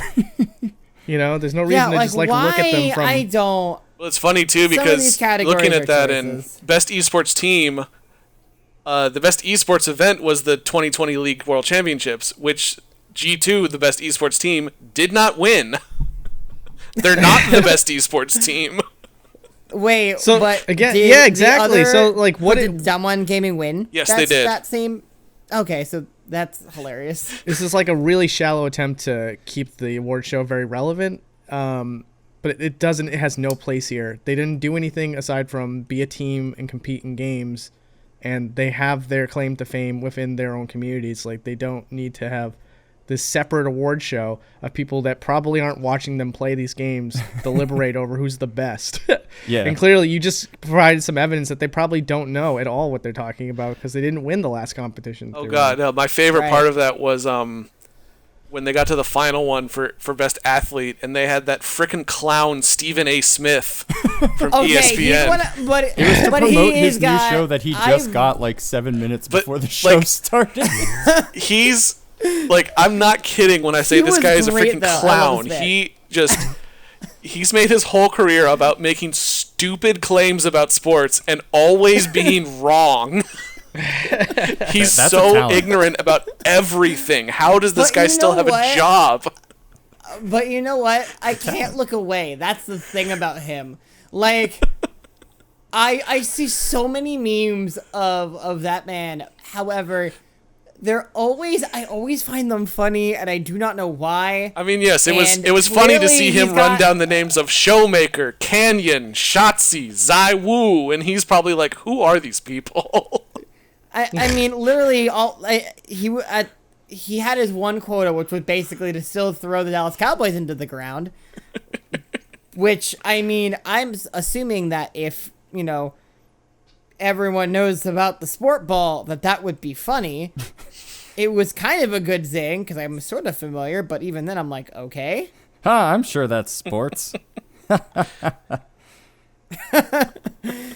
Basically me, unfortunately. I like how League of Legends is somehow the winner of most of these esports categories. They won all of them but the coach. Yeah. Yeah, which is just like odd. Content Creator of the Year. We're just going to skip the esports stuff like we did last time. Alright, cool. Content Creator of the Year, Yeah, we why had Alana Pierce. None of us are on here. It's weird. So here's another one I have a big problem with. Not that it's nice to see content creators being recognized, but clearly there's like a weird. They lump everybody together, and certain people do certain things way differently from one another, and it's not appropriate to equate their worth with each other. It's like doing throwing in TV shows to best movie of the year or something, It's a kind of big, like big lump. I feel like it's their attempt to make the category broad to be like anybody can win, but not really knowing that actually hurts the category. Well, and again, people didn't use it. This used to not be called Content Creator of the Year, and I just don't remember what it used to be called. Trending gamer. Oh. So worse. That's actually even worse. Oh my Alright, god. so they But yeah, fixed these it. choices, So what are you complaining about? Well, look, I won't speak to the individual people chosen within their category, but I will say that it's a little bit weird when Scott the Woz is not on this list. I think it seemed like you're one of the people he was talking about. I think he was. What? Yeah. I mentioned this in our prediction video. Scott the Woz was technically trending gamer at that point because he didn't get nominated for trending gamer. Yeah. Yeah. There were a lot of people that were mean- just kind of like, no Scott? Well, yeah, I mean, but that's the thing, granted, right? So, I mean, it's like there's him, there's Nakey Jakey and stuff like that. There are people that are doing game stuff that really left an impact, like a serious impact, and they put a lot of work into their videos. And to see Scott gets just recognized random next year. streamers, some old streamers, some industry people thrown in here, it doesn't really. It's kind of like a slap in the face to what people are really, what's really going on at the ground level as far as content creation. Yeah, So one of the things this needs like an upheaval of two kinds. Like we need like best streamer, best YouTuber, like best YouTube content creator, and it needs to They need to split to YouTube content creator and streamer. Well, and I Yeah, think they need a better talent seeker for this stuff too. and I also 'cause, think in somebody that does stuff for impact, they have a games for impact category. If they really want to if they're gonna have 17 esports categories that we just skipped for other reason other than we Creators don't for care. impact. They can at least have at one other content creator category. And it made me think a lot about how there are a lot of people that do a lot of work that pretty much goes unnoticed in the content creator spectrum, and it kind of goes to the people behind the camera. Well, I think about the thons, like the marathons that have been going on for the last several years, and I've had the opportunity to talk with quite a few people who do the behind the scenes work of those, and I feel like until they become like a big personality in and of themselves, which most of them are, like they're nothing to sneeze at, but I think a lot of people, like the Super Mario Coliseum, for example, I think a lot of people attribute that to Grand Pooh Bear, but it was just, he was the face of it, but really it was like people like MC that were behind the scenes coordinating it all and making it work. Mm-hmm. And so I think there's creating the content, so to speak. Yeah, and I think there's a lot to be said about what goes on that you don't see, and also the fact that like you could have 1 million followers and there's still going to be people out there that are like, who the hell is Valky Ray? You know what I mean? It's a weird category. No, yeah, I mean, same. I mean, you would know who Valkyrie is if it was just best Twitch streamer or something, right? I think so. Then yeah, but that's her turf. That's her stomping grounds. But then you have people like Alana, who, like, full disclosure, Alana, we used to work with at Zelda Universe with. I think there when she was there for a small period, and then she went to IGN. Then she did like Funhouse and stuff like that. But like the stuff that she did this year, I found on like random tech shows, like Linus Tech Tips. She had a story that she technically broke. Yeah, she was a very thumb in a lot of pies. Yeah, she was an interesting like choice for this too, because I feel like the way I look at her is like she's not really like what I think of when I think of content creator for this category specifically, but no. Yeah. Also, I just want to say, again, that's no offense to Alana. She's a very talented person. She's great. I wanted Alana to actually win this. Like, and because she's the only one we all recognize. And I was gonna say, I was watching her stream of it too, and when it got to this part, I was like, oh, I need to watch and see how she reacts, and her reaction to not winning was so funny. What'd she do? Yeah, she did not want to win. She did not want to win. When they announced Valkyrie, she was like, "Oh, thank God." Yeah. Which, you know what? Like, I felt I was kind of frustrated. I was like, she should have won. And then I watched her perspective. I was like, okay, at least she didn't want to win, and that's fine. Then I feel better about it. But no, like, I mean, again, there's a reason why Valkyrie won. That's awesome. All these people had very major impacts, I guess, in the space. I feel like Scott should have been at least recognized. I would love to also see other people who are recognized. Game Maker's Toolkit does so much stuff. And, like, his series on accessibility should have put him in Content Creator of the Year years ago. Oh my God, that guy who makes Boundary Break, like that was such a great show. Honestly, yeah, you should probably also be put in that running too, to be honest. Because the guy who makes videos on theme parks, he's great. Yeah, Defunct Land. I love that series. Love that guy. Oh my God, Kevin Perger, that man. Yeah, I was actually talking about this with a bunch of YouTube creators, and we were like, we should start our own award show. They do have award shows that are all about content creators, and there's just every single one is just a different branch of content creating. Yeah, but they also don't quite get it right. They just kind of like, who's pulling the most numbers? Oh, okay, yeah. So best gaming category, we'll leave it up to Markiplier. Let's see. The third highest is a cooking thing. All right, put a cooking category in there. MatPat. Did the Try Guys play a video game? Put them on there. Yeah, exactly. That's so trying. Like, even then, best attempting. They don't series. have professionals really that are really in the trenches, understanding. Yeah. So I think that's why they were like, oh, we should make our own, because like we're actually watching this stuff and we kind of understand like who's building up and like why are they building up or who's underrated and stuff like that. So I don't think it'll ever happen. But it was something that we were all like, it should happen. We can dream. Hey, man. Yeah. You can do it. You can do a spot on Jeff Keighley. Welcome to the new Content Creator Awards. Oh, that was excellent. Anything. When did Jeff join the chat? Yeah. Yeah. Is Jeff here? Brought to you by Doritos. Can I call you G-Hoff? So that I'd be insulted if you didn't. my dad's You name can is call me G-Hoff. Mountain Dew. Oh God, I wasn't ready for that one. Yeah, G-Hoff in All quotes Mountain Dew Keeley. That's my son's name. So that's it. Next up is, at least the next hour and a half. It was all trailers and commercials. Woo! We've got video Well, I think games. how many up of these the are gonna be wazoo. like? Oh my god, just like I have to like. I just want to rewatch say all too, these. the formatting of this show was so ridiculous. Like they go the first hour and a half without taking quote unquote ad breaks, and then all of a sudden, like the last 30 minutes, there's just one every 5 minutes. Yeah, you gotta pee, don't you? So we had a couple of game trailers that happened during the pre-show. We saw Devolver's new stuff. Loop Hero was just announced by Devolver Digital. Sea of Solitude is getting a director's cut on the Switch. Shady Part of that Me game looks was good. A new indie Has title. anybody played it? I have not, and I forgot I about haven't. it because I it think good? it was. Didn't they announce it last year, or am I thinking of E3? Sometimes I there's don't just these remember. games that have been out for a little while, and it's completely off my radar, and then it turns out to be one of the best things ever. This could be one of those games. I'll have to take a look. Shady Part of Me was also announced. We had another Nier Replicant. I think it's a demo trailer because of the version. It was a gameplay trailer. Oh, so it was a gameplay trailer. Okay. Version 1.22474487139. ... Why did we need that many numbers? It's Square. Because Yoko Taro is unwell. And it's just like, I don't care, just ship it. It's just like, wait, but can we make it lower? Nah, just ship it. It's fine. Can we I'll round up? understand. Don't you dare. No, it's important.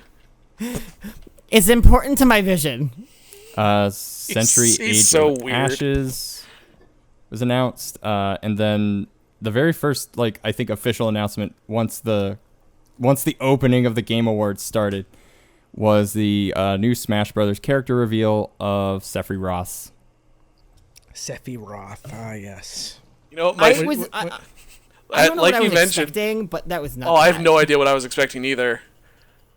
But So luckily, what I was were one of your the few. thoughts? I was one of the people who actually knew what was going on when One Winged Angel started playing.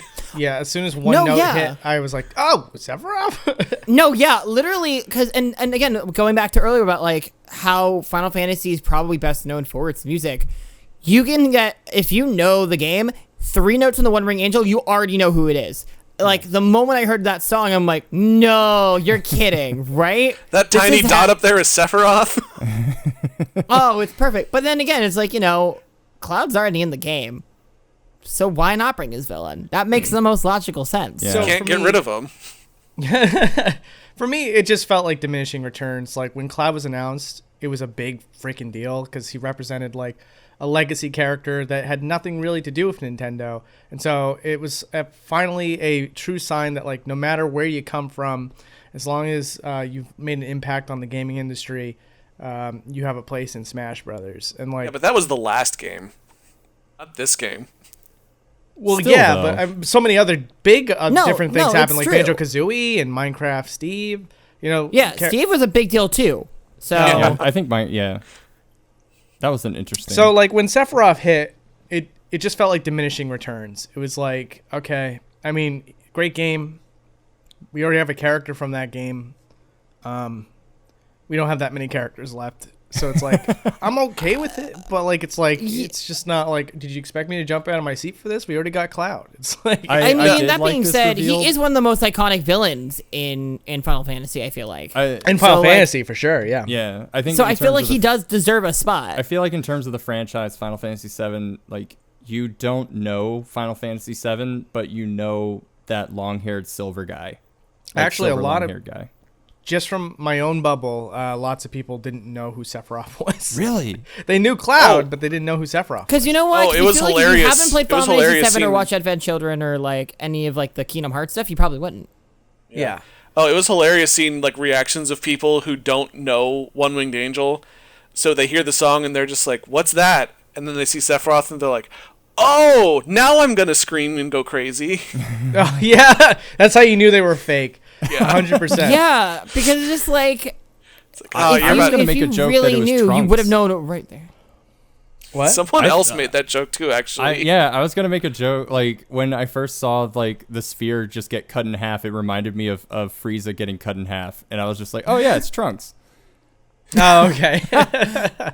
Yeah, Perfect. But no, like, okay, so anyways, when you break it down, it's like, okay, it's a Square Enix character. There's so many great other Square Enix characters they could have picked from, like Sora. One one who people have been asking for forever. Sora. The only thing is just who actually owns the rights to Sora? Is it Disney? Is it Square? It's Disney, but they've said that they'd be willing to play ball with Nintendo. So it's I was talking about Have Gino. they said that? 'Cause Oh yeah, Gino. I feel like at this point, Gino is a little bit too niche now. Yeah, but like that's the thing is like Smash Brothers shouldn't be all about trying to grab the most amount of people. Sometimes, like, I mean, they brought in Byleth of all characters. They brought so like why not? They brought Gino? Duck Hunt Dog. Fire Emblem fans were like, "Who is that?" No, I mean, I was It's like this isn't mean, Hector. Because I mean, what I would still really like from the DLC This isn't pack Celica? is. Because I mean, I'm still hoping for Master Chief in the DLC pack, because it's like, if you're gonna celebrate the industry, what other character than literally one of the biggest Microsoft properties? Yeah, Master Chief would be like another big Microsoft property. I do think that we should like kind of. The next one's gonna be a Microsoft property, but it's gonna be like Blinks the Time Cat. Oh God. Perfect. Yeah. You know, with Sakurai's And then choices from these Sony, days, I wouldn't Knack. be surprised. But like. It was my favorite game when I was 30. Yeah. But no, I don't know. Again, good character. It's just there's so few left, and there's so many great choices that could have been in his place, like Crash Bandicoot and stuff like that. Yeah, I kind of feel the same way too. But and I do feel like this choice was kind of made to just kind of like throw off the theorists, which is like such a poor reason to ever include a certain character. It's like nobody would have guessed Sephiroth. It's like great, but there's a reason why we didn't. These decisions already made like months ago? That's the other Cloud thing. doesn't even want him in the game. Oh yeah, no, it takes like 8 months. What's up? I said Cloud doesn't even want him in the game. Well, I mean, Just the look on his face of like, you gotta be fucking kidding me. I thought I was safe. it's like this fucking guy. Killed him like 4 times. Why don't you get it? And now we have to redo a scene from Advent Children. Oh, all 3 scenes were from Advent Children. Even Mario dying. Oh man. Somebody I was actually making pulled it that up. joke It's in a shot for different. shot. I was making that joke in a different chat of Someone was like, "Oh my God, did Mario just die?" I said, "Yes. The next update is gonna put in Sephiroth and remove Mario." Oh my God, wouldn't that be great?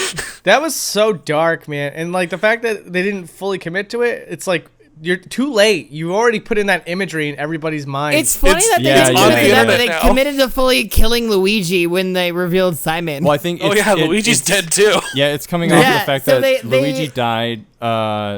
Technically, Mario died already because Ridley killed him.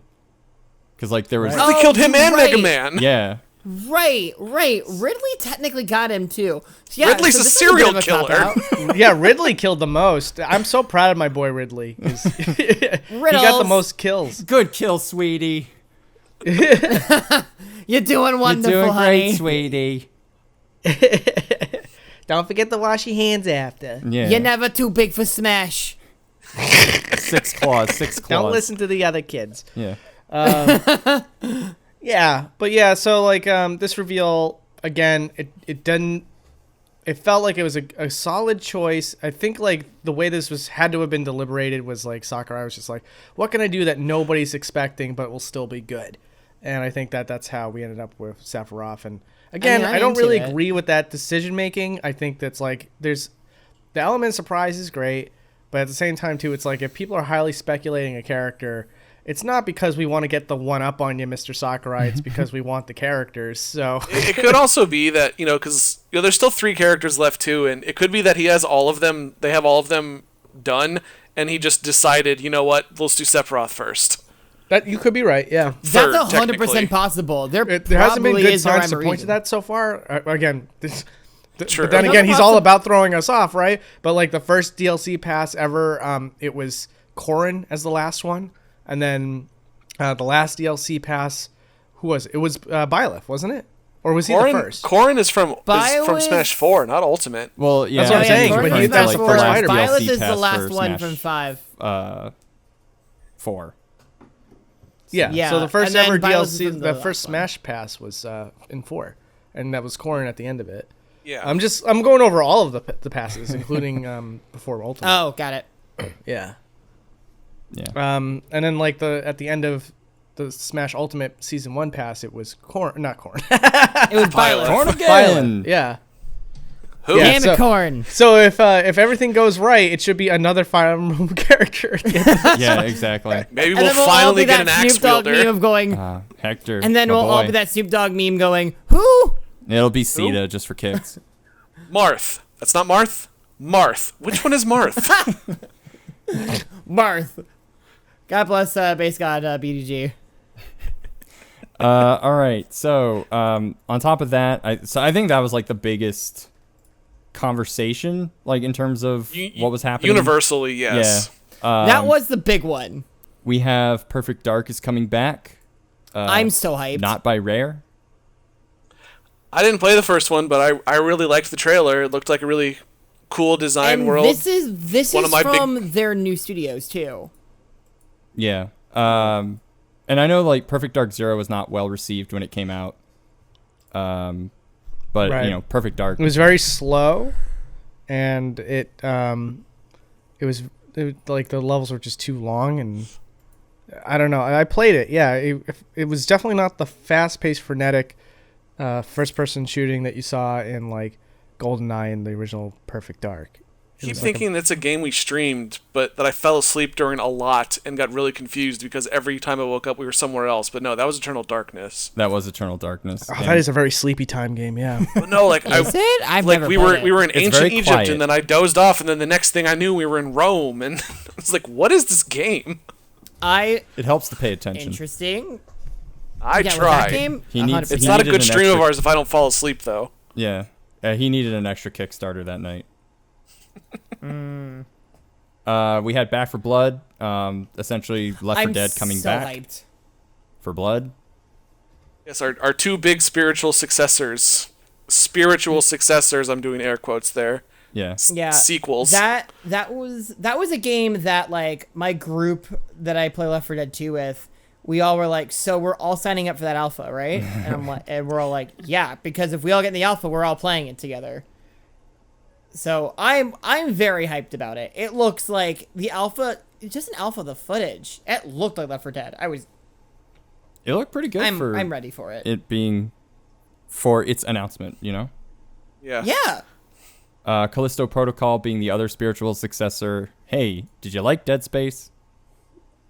Like I said this last night. I think it got Here's kind more of Death Space. buried in the chat, but like this seems to be becoming more and more of a trend where people who worked at big companies and made games whose company doesn't want to make any more of those games, they'll just leave, make their own company, and then make a spiritual successor as a sequel. I mean, why not? You know. I know, like If the main it's company's becoming not more gonna and do it, more. then It's why becoming not? more and more a thing nowadays, which totally fine with me.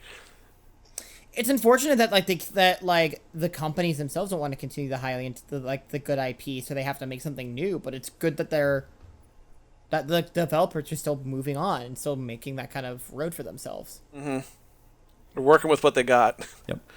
Yeah. Open Roads is a seemingly it looks indie to me. An indie-ish title coming out for PS5, PS4. That was the one where they were in the car, right? Yeah. Yes. That one was pretty. I liked. There was like. I like how it used like multiple different styles of art in its presentation. It was pretty cool.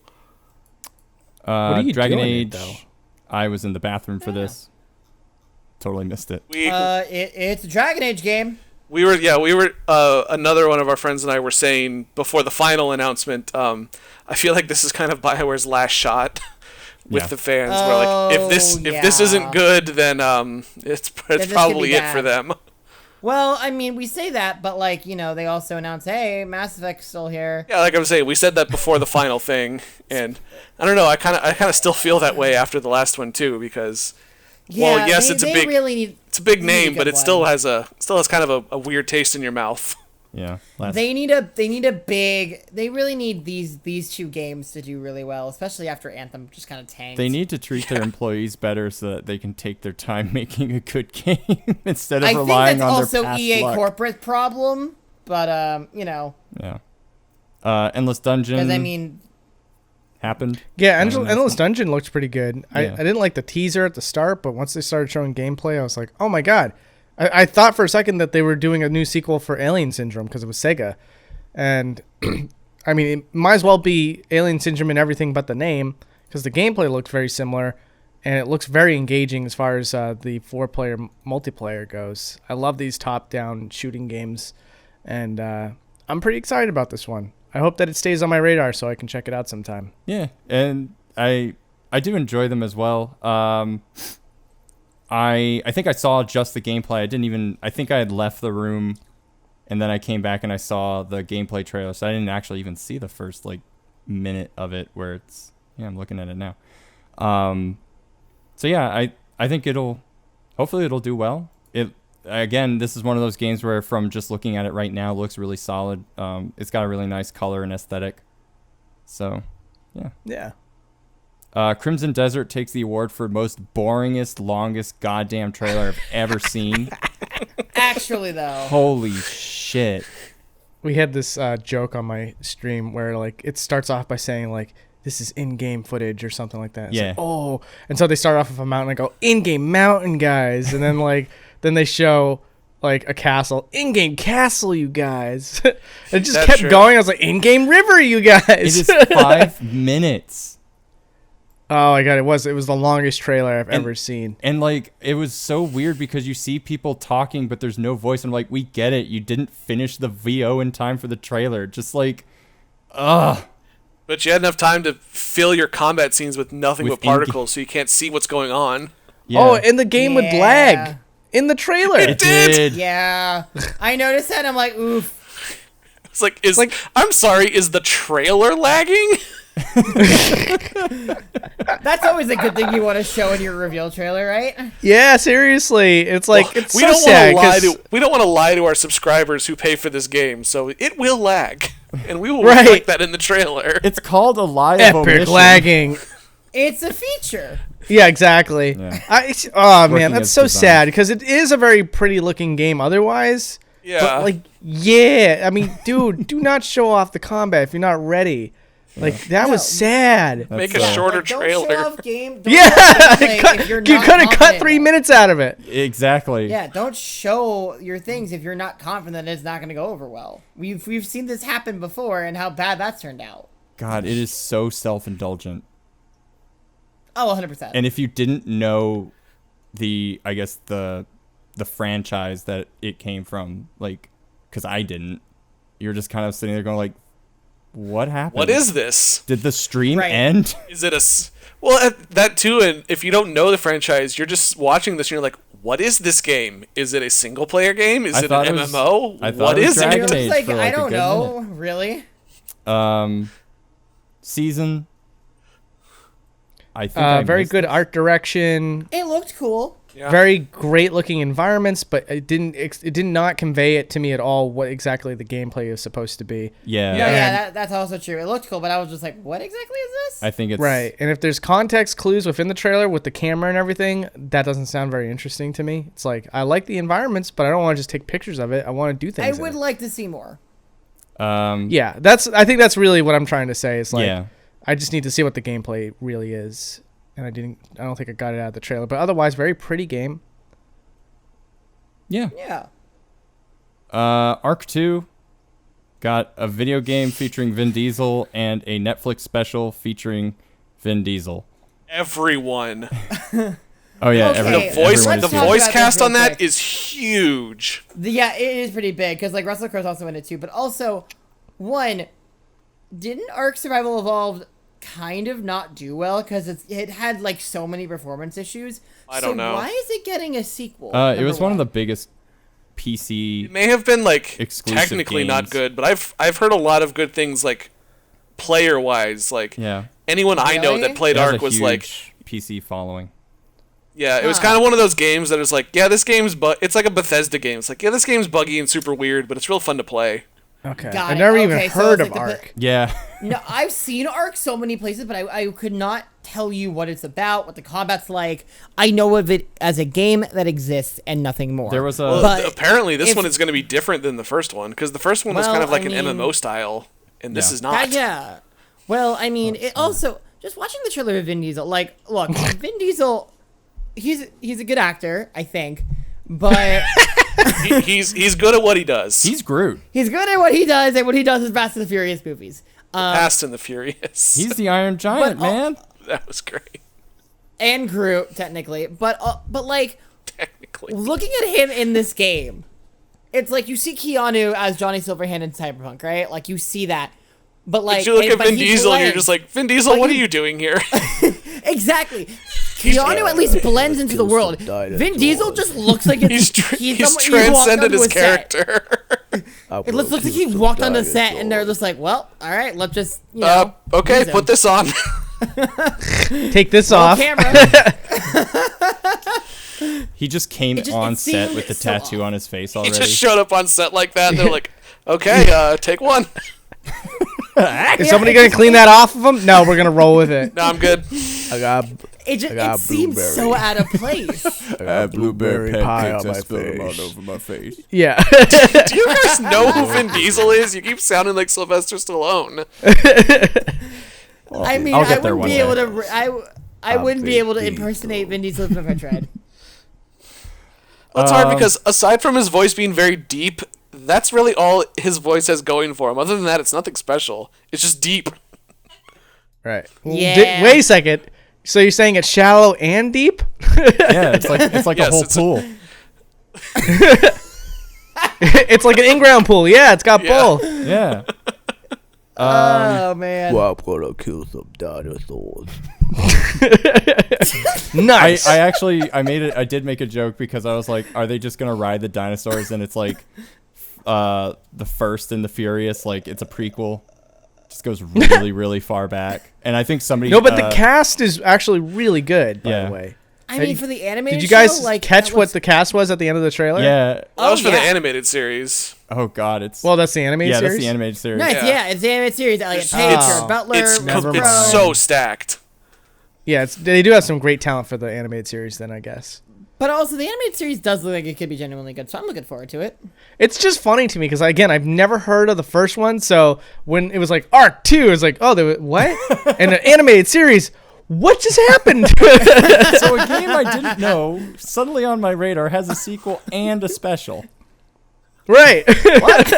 And I'm just sitting here going, who? Yeah. Am I getting that old where like I'm just so out of all I touch can the say that is, like, answer is series yes, are getting but animated I think series 4 or now? 5 years ago, What's up? there was an E3 like presentation for PCs, and I'm pretty sure the entire presentation was, here are all the things that can run Arc. I'm not like, I wish I was joking, but that's it's a big game for PC. All right. I didn't realize that it was that big for PC. So we have a couple other announcements. Unless anybody has anything specific to say about them, I'll just kind of go through them. We had Fist, Evil Dead looks cool. Odyssey, Elite Dangerous. We had Evil Dead the game, which I thought was just... All I want to say about that is that if they call those villains zombies, I'm going to know that they'd never seen the movie. the only thing to me was that it... Deadites. They're not zombies, they're demons. Deadites. I mean, it looks That's what pretty they're called. groovy They're to called me. Deadites. Yes, but what they are is they're demon-possessed bodies. They're not zombies. Yeah. Yeah, The only same bambos. when I was watching it, I'm like, is this an Ash versus Evil Dead movie? But it looks like it's like I want to know if this is like going full back into like the original like Sam Raimi Evil Dead or like That's what it looks like. It's like It does 'cause look like it's the that, or house like from Army it's of the house Darkness. from the Evil Dead, but then he has his chainsaw hand from Army of Darkness. I still really like the guy in the suit of armor who's just standing there like, did you guys not get the invitation? I think what that's supposed to be is that's a knight who came back to the present with him after Army of Darkness. That's pretty good. yeah, because there's Army of Darkness and then there's like another Evil Dead movie, right? No, there's only 3. There's the Evil Dead, there's the Evil Dead 2, which is just the exact same movie with a different girl. And then there's Army of Darkness. Oh, so it's this. Yeah, is that and was then the they had a third one. remake Okay. movie. That's right. Which Do which you- Did anyone watch the reboot? Nope. Yeah. I heard it was fine.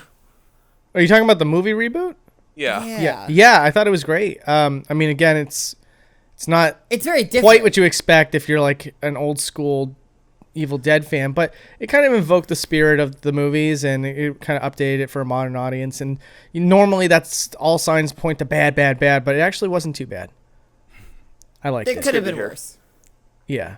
Okay. And there's a I'll take cameo that. from Bruce Campbell at the very end. I mean, I so. feel like it's a requirement to have him in it, Yeah, thank God. right? Well, and then It's not a Sam technically, Raimi thing without him. there was the TV show, wasn't there? yeah, yeah. Ash vs. the Evil Dead. I think it's still Now running. that's a true No, that did get continuation. No, it's Or it's over, over. Yeah. Oh. Did it end proper? Maybe. I think It ended 2 years ago. I think they were told to wrap it up essentially. Oh, okay. So option they kind of had B. a rushed ending. So Maybe. so it's option B. Got to end, but not on their it's, terms. It's sort of like I think they were told that this was their last season. They weren't surprised by it.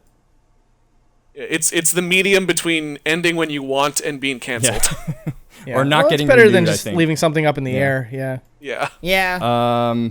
Yeah. At first, I thought it was a Dead by Daylight thing because that seems to be the usual case. But It did sort of give me the vibe, but I kind of want to see more gameplay. Yeah. I wanted to see gameplay. There wasn't any. yeah, Historically, Evil Dead games have pretty terrible gameplay, but they just they have so much good fan service that's like Well, yeah, it's okay. just because they have the charm of the franchise. Yeah, they I usually wonder manage to get now- Bruce Campbell. I Surprisingly. wonder if now else that is we he have doing? established game That's a like good mechanics like what Friday the 13th the game did, what Dead by Daylight did, maybe this will be different. I kind of feel like it might be. I could- That's just a It could thought. I feel like they I'm could interested copy it to and it see. would be fine. Yeah. Returnal. I did not realize. So that I this didn't was like the a world too super much. PS5 exclusive title. I guess I. Wasn't yeah, this this something was- they It's a announced, like, PlayStation in Studio May? title, which mean I forgot that they bought House Marquee because I kind of forgot they Yeah, existed. there was the first trailer for this was on the PS5 stream. Yeah, but you know, Yeah, it was like in May, I think. I know a couple people that. So are I pretty don't like the interested. visual style of it too much, like the astronaut okay. main protagonist, but like the gameplay looks awesome. Where like you're dashing and stuff like that, and it's constantly engaging. Yeah, The third person shmup. Yeah, yeah, pretty much. I like that idea. It's like let's get more of that. I'm into it. I mean, it's I don't know if it'd be one I'd be like I get day one, but like it's interesting. Yeah. it does seem pretty cool. I think the more that I see it, the more that I'm kind of.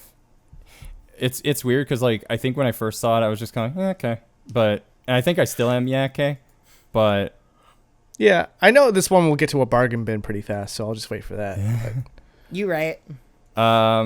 Outriders Mantra of Survival was I don't think it was a Destiny 2. I mean, what? Yeah. Oh yeah, Outriders, right? Yeah, it Destiny. Yeah. it's like Destiny with a more we're cooler. I remember the trailer was just like, oh, covers for cowards. Get out there, grow some beard hair. That's what men Cover. do. It's not 2007 anymore. Oh God. What do you think this Oh, is? God. Gears of War? Which is a great game. By the way, which is perfectly fine. It Takes Two. So it's just like to say we're not that. It's like okay, well then maybe you should be. Ooh, snap. And I yield the rest of my time. Yeah, so It Takes Two. Extreme marriage counseling. Yeah, extreme marriage counseling with creepy Book with ball chin. that like looks like something out of like an early 90s CG cartoon. made by a guy who curses You in know? front of Jeff Keighley. Yeah, That's that was such a weird thing. Like, Hi, a lot of Jeff. people just You've refer caught me to mocapping. That guy. Yeah. Oh. I know why. Oh my god, that was one of the weirdest. It's like, It's like And then we he did just not just didn't catch do you much of doing this. anything. You planned this. but then again, He wears the he suit all also the kind time. of didn't do that much anyway. It was so weird. Yeah. Okay. There's one thing that I will not ever be okay with especially with like the current generation of games is super mocapped animations in video games. I hate it. it like if you look at like World of Final Fantasy, if you look at this game, like the weird gestures that the characters are constantly making in order to kind of, yes, we get it, you are moving because we had to pay for these mocap suits. But like if you look at a game like Uncharted, they're still wearing mocap suits, but the movements and the animations look more realistic. Whereas I feel like a lot of it's intent in the performance. In the direction. physical performance, yeah. It depends on the physical performance combined with how much touch-up work they're willing to do afterwards, because those mocaps can only do so much. And so oftentimes when it looks really stilted and weird, that's because they literally did nothing other than capture the motion and just shipped it. So like when it's done really well, despite the fact that it's like, oh, these are realistic people and they're moving around so realistically, there's still like a team of animators going in afterwards and like touching it up. And it is also a little bit like what Alex said, where it could also be the direction of it too, where the director's like, "This is how I want you to move." It reminds me of I wouldn't be Power surprised. Rangers when they're in the suits. I was gonna say it's the contrast between a real person walking around and a person in a Mickey Mouse suit. You know? Yeah. This is the You can't only move way your I mouth. can Talk with your hands. This is the only way I can express emotion. I, Mickey Mouse, King of Disney, bring me the child. So I guess Elder Scrolls Online is still happening. That's nice. Still a thing, yeah. Can't believe they shelled out money for a CG. Yeah, they did. Everyone liked it last time. I like how Jeff almost kind of said it in a way where, because we already know about Elder Scrolls 6, and he kind of said it in a way of like, now we're looking up at the new Elder Scrolls online expansion. You sly devil. Really, man? Monster Hunter Rise is still happening. Coming out for Switch. Looks pretty good for a Switch game. Very excited. Someone had a theory that it's going to be compatible with the new Switch that's going to end up coming out early next year. Ooh. We'll see. I would assume so. Honestly, that's a good idea. Yeah. It does look... the theory behind it is that the trailer looks too good for like what the Switch is capable of. Yeah, because if there's a game that could benefit from a higher performing Switch, it's Monster Hunter. Yeah, I agree. I mean, it wouldn't surprise me. Ruined King, a League of Legends story. I think this was revealed last year. What is this game supposed to be? Some kind of it's like platforming RPG? Thing. It looks like the mobile phone style of RPG game where you kind of see everything happening on the screen at one time. Yeah, but then there was also like platforming puzzles that they were doing. Yeah. Yeah, it was a choice. Oh well. That's all I gotta say about it. Yeah. I mean, you know. And then Bethesda threatened us by saying that Mass Effect will continue. Threatened Bethesda you. or BioWare? Okay, it's a BioWare. joke I took from Twitter because somebody had a Scott the Woz screen cap where it's just him going, "Is that a threat?" I love that. So I never played the Mass Effect games for too long. I played the first game for like a total of 20 minutes, and it just wasn't for me. Yeah, mood. Same. And the last game, Andromeda, I don't know how Mass Effect fans are feeling right now. No, exactly. So I can't really speak on their behalf, but I just feel like they really dropped the ball with Andromeda. Fans. It all started with the original ending for 3. Is when they started fumbling like 3 the ball. was what that's right. like really got everyone upset, and that was where things started going wrong. Yeah, it's when they started fumbling the ball. It's right before they dropped it. And so Andromeda just, I feel like, completely shattered the level of quality that the series had. And Yeah, I don't know if people seeing a teaser for this game is really going to excite them right now. I feel like they have to prove themselves. And so like this drawn out teaser is it's the same thing for Star Wars fans when they announced the latest trilogy, where the last thing they did was the prequel trilogy. And people see that there's a new one coming, and even though the last thing wasn't that good, they still have in their hearts, I don't care, it's Mass Effect. It could be the Sonic that's cycle a good point, all over yeah. again. Oh, you know. The next one could be Right. good. Yeah, that was a great comparison because I was trying to think of like something similar. And I was like, That just hit me. I wasn't even thinking about that last night. No, it's, I'm pretty proud of that, actually. I'm gonna put that on the as you refrigerator. should be. Yeah. It seems like ambivalent trepidation is like the way that people are kind of feeling right now, because this is, again, coming off of a year that went into investigation as to what's going on within the company and how a lot of people are quitting or leaving. In fact, I think it was the director of these two games that was like, all right, I'm gone. And he actually like was rehired into the company after he originally quit before. So there's... Yeah, I think he went to Microsoft and then went right back. Yeah, and then came back. It seemed like for remedial reasons, sort of like how Bob Iger came back to Disney once COVID happened. And now it seems like he's going to leave again. But it's just kind of one of those like, okay, what's going on with Bethesda? And it's nice that you have Stop shown... saying Bethesda. BioWare, God damn it. It's two Bs. I mean, they're in the same position, kind of. So I mean, yes. So like Right. with BioWare, they've been having a lot of issues internally. So I don't really know what two teaser trailers that were pre-rendered are really going to do for people at this point. yeah, they need to start showing gameplay, and they need to start putting up like actual like, hey, this is what's going on. I mean, the Mass Effect teaser was so generic up until the end that like both like you thought it was Starfield. Whatever the only thing Bethesda that game is. got me the Bethesda space one. The one you've been talking about that one this whole time. Yeah, apparently. Yeah, the only thing that gave me the tip off of it's Mass Effect was the ship in space, and then the N7 confirmed it. I was like, wait a minute. Yeah, the music, the Sephiroth music got me started. Seeing him confirmed it. Correct. Also, Master Chief is in Fortnite now. He jumped out of a cooler of gamer fuel. Oh, that's right. Just how we want him That's to right. arrive. His containment system has been breached. Apparently, they assume that kids of Fortnite age know what red versus blue is. I know, that was funny. I was like, It was super cool to see it, but I was like, kids who play Fortnite are like in their teens. They don't even know what red versus blue is. Yeah. Or younger. I've seen like 6 You didn't even have the best character show up. That's true. I mean, I've seen people buy Fortnite for their 5-year-olds. Your namesake. Exactly. They're and how old is Red vs. Blue at this point? Like Over 10 years 12 old. years old? Yeah. I mean, they even made a joke about how old it is. Yeah, so like that's telling.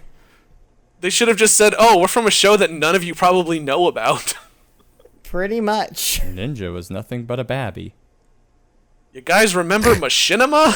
Yep. oh, that whole sequence was so odd with Ninja chiming in and everything. It was like almost like cringe if it was just like, what is Are happening? you just gonna give Yeah, Ninja a job? Red vs. Blue started in 2003. Yeah.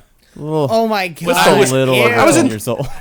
Ew. I was in the 8th grade. I think in like 2nd or 3rd. So you were a little babby. You were just a small bebe. Yeah. Couldn't even say words I am yet. the small one. Well, I said words words no one wanted to hear. Yeah. Watching your little Einstein educational videos. Yep. Was that a thing in 03?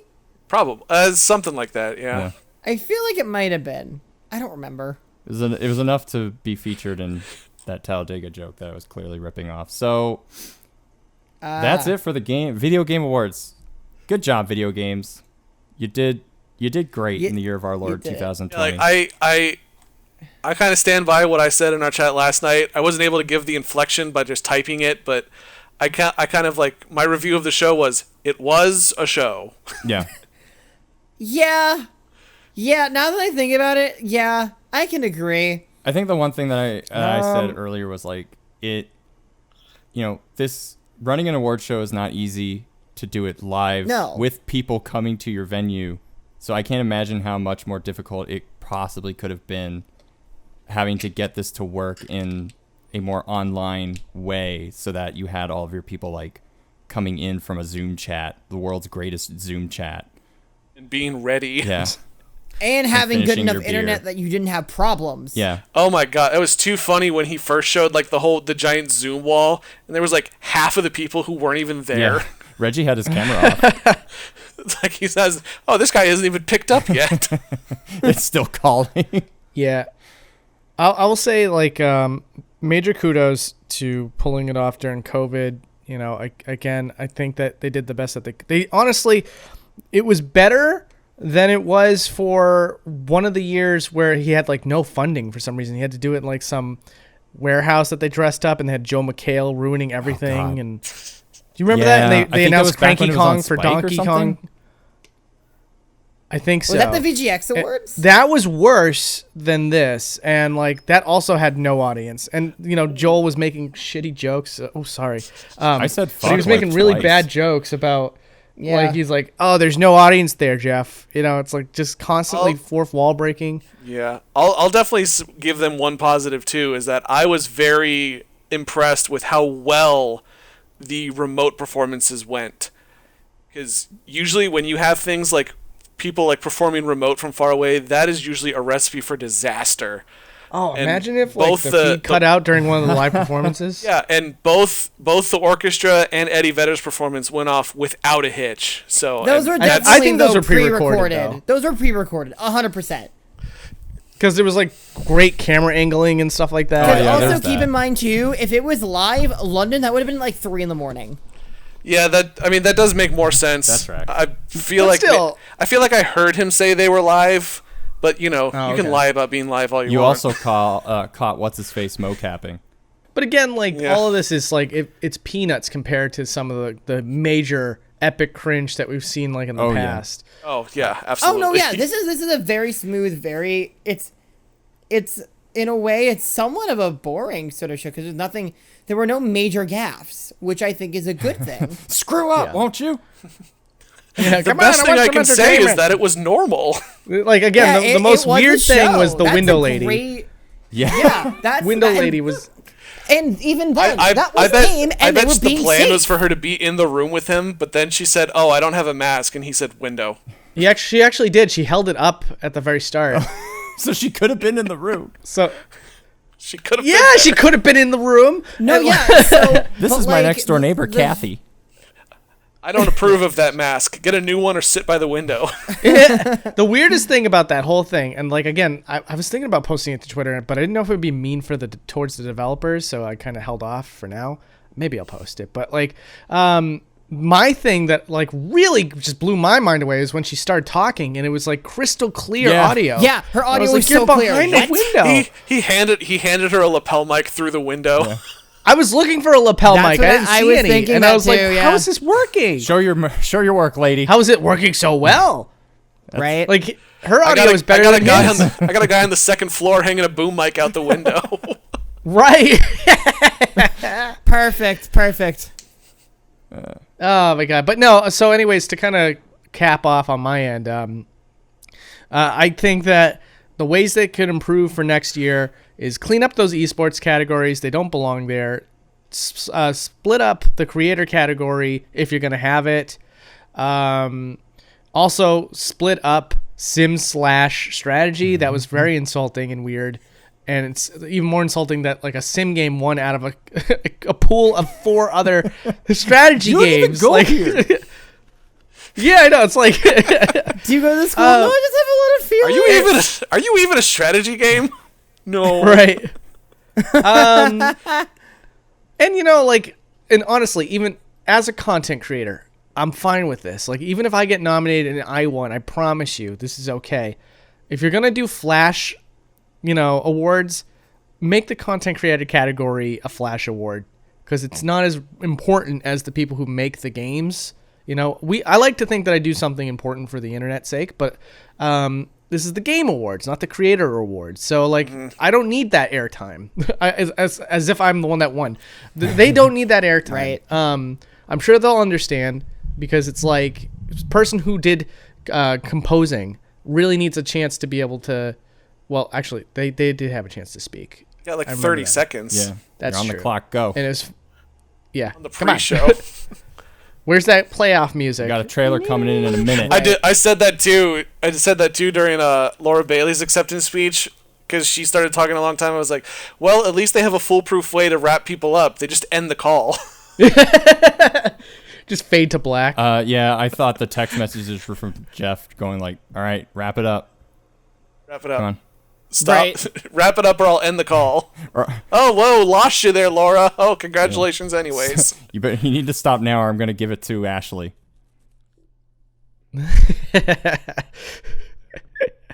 Man. But no, so all in all, pretty good. I'm more excited about the next live show, but otherwise not too bad. You know, video games did occur.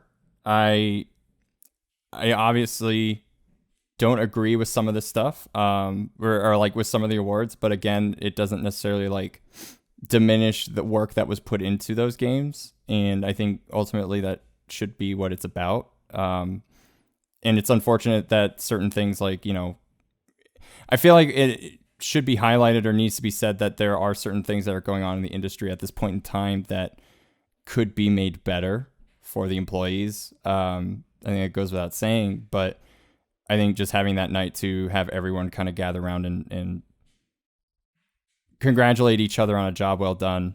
Like, hey, we got through it, and we got some real good games out of 2020. Like, I'm not kidding. We did. We really did. Yeah.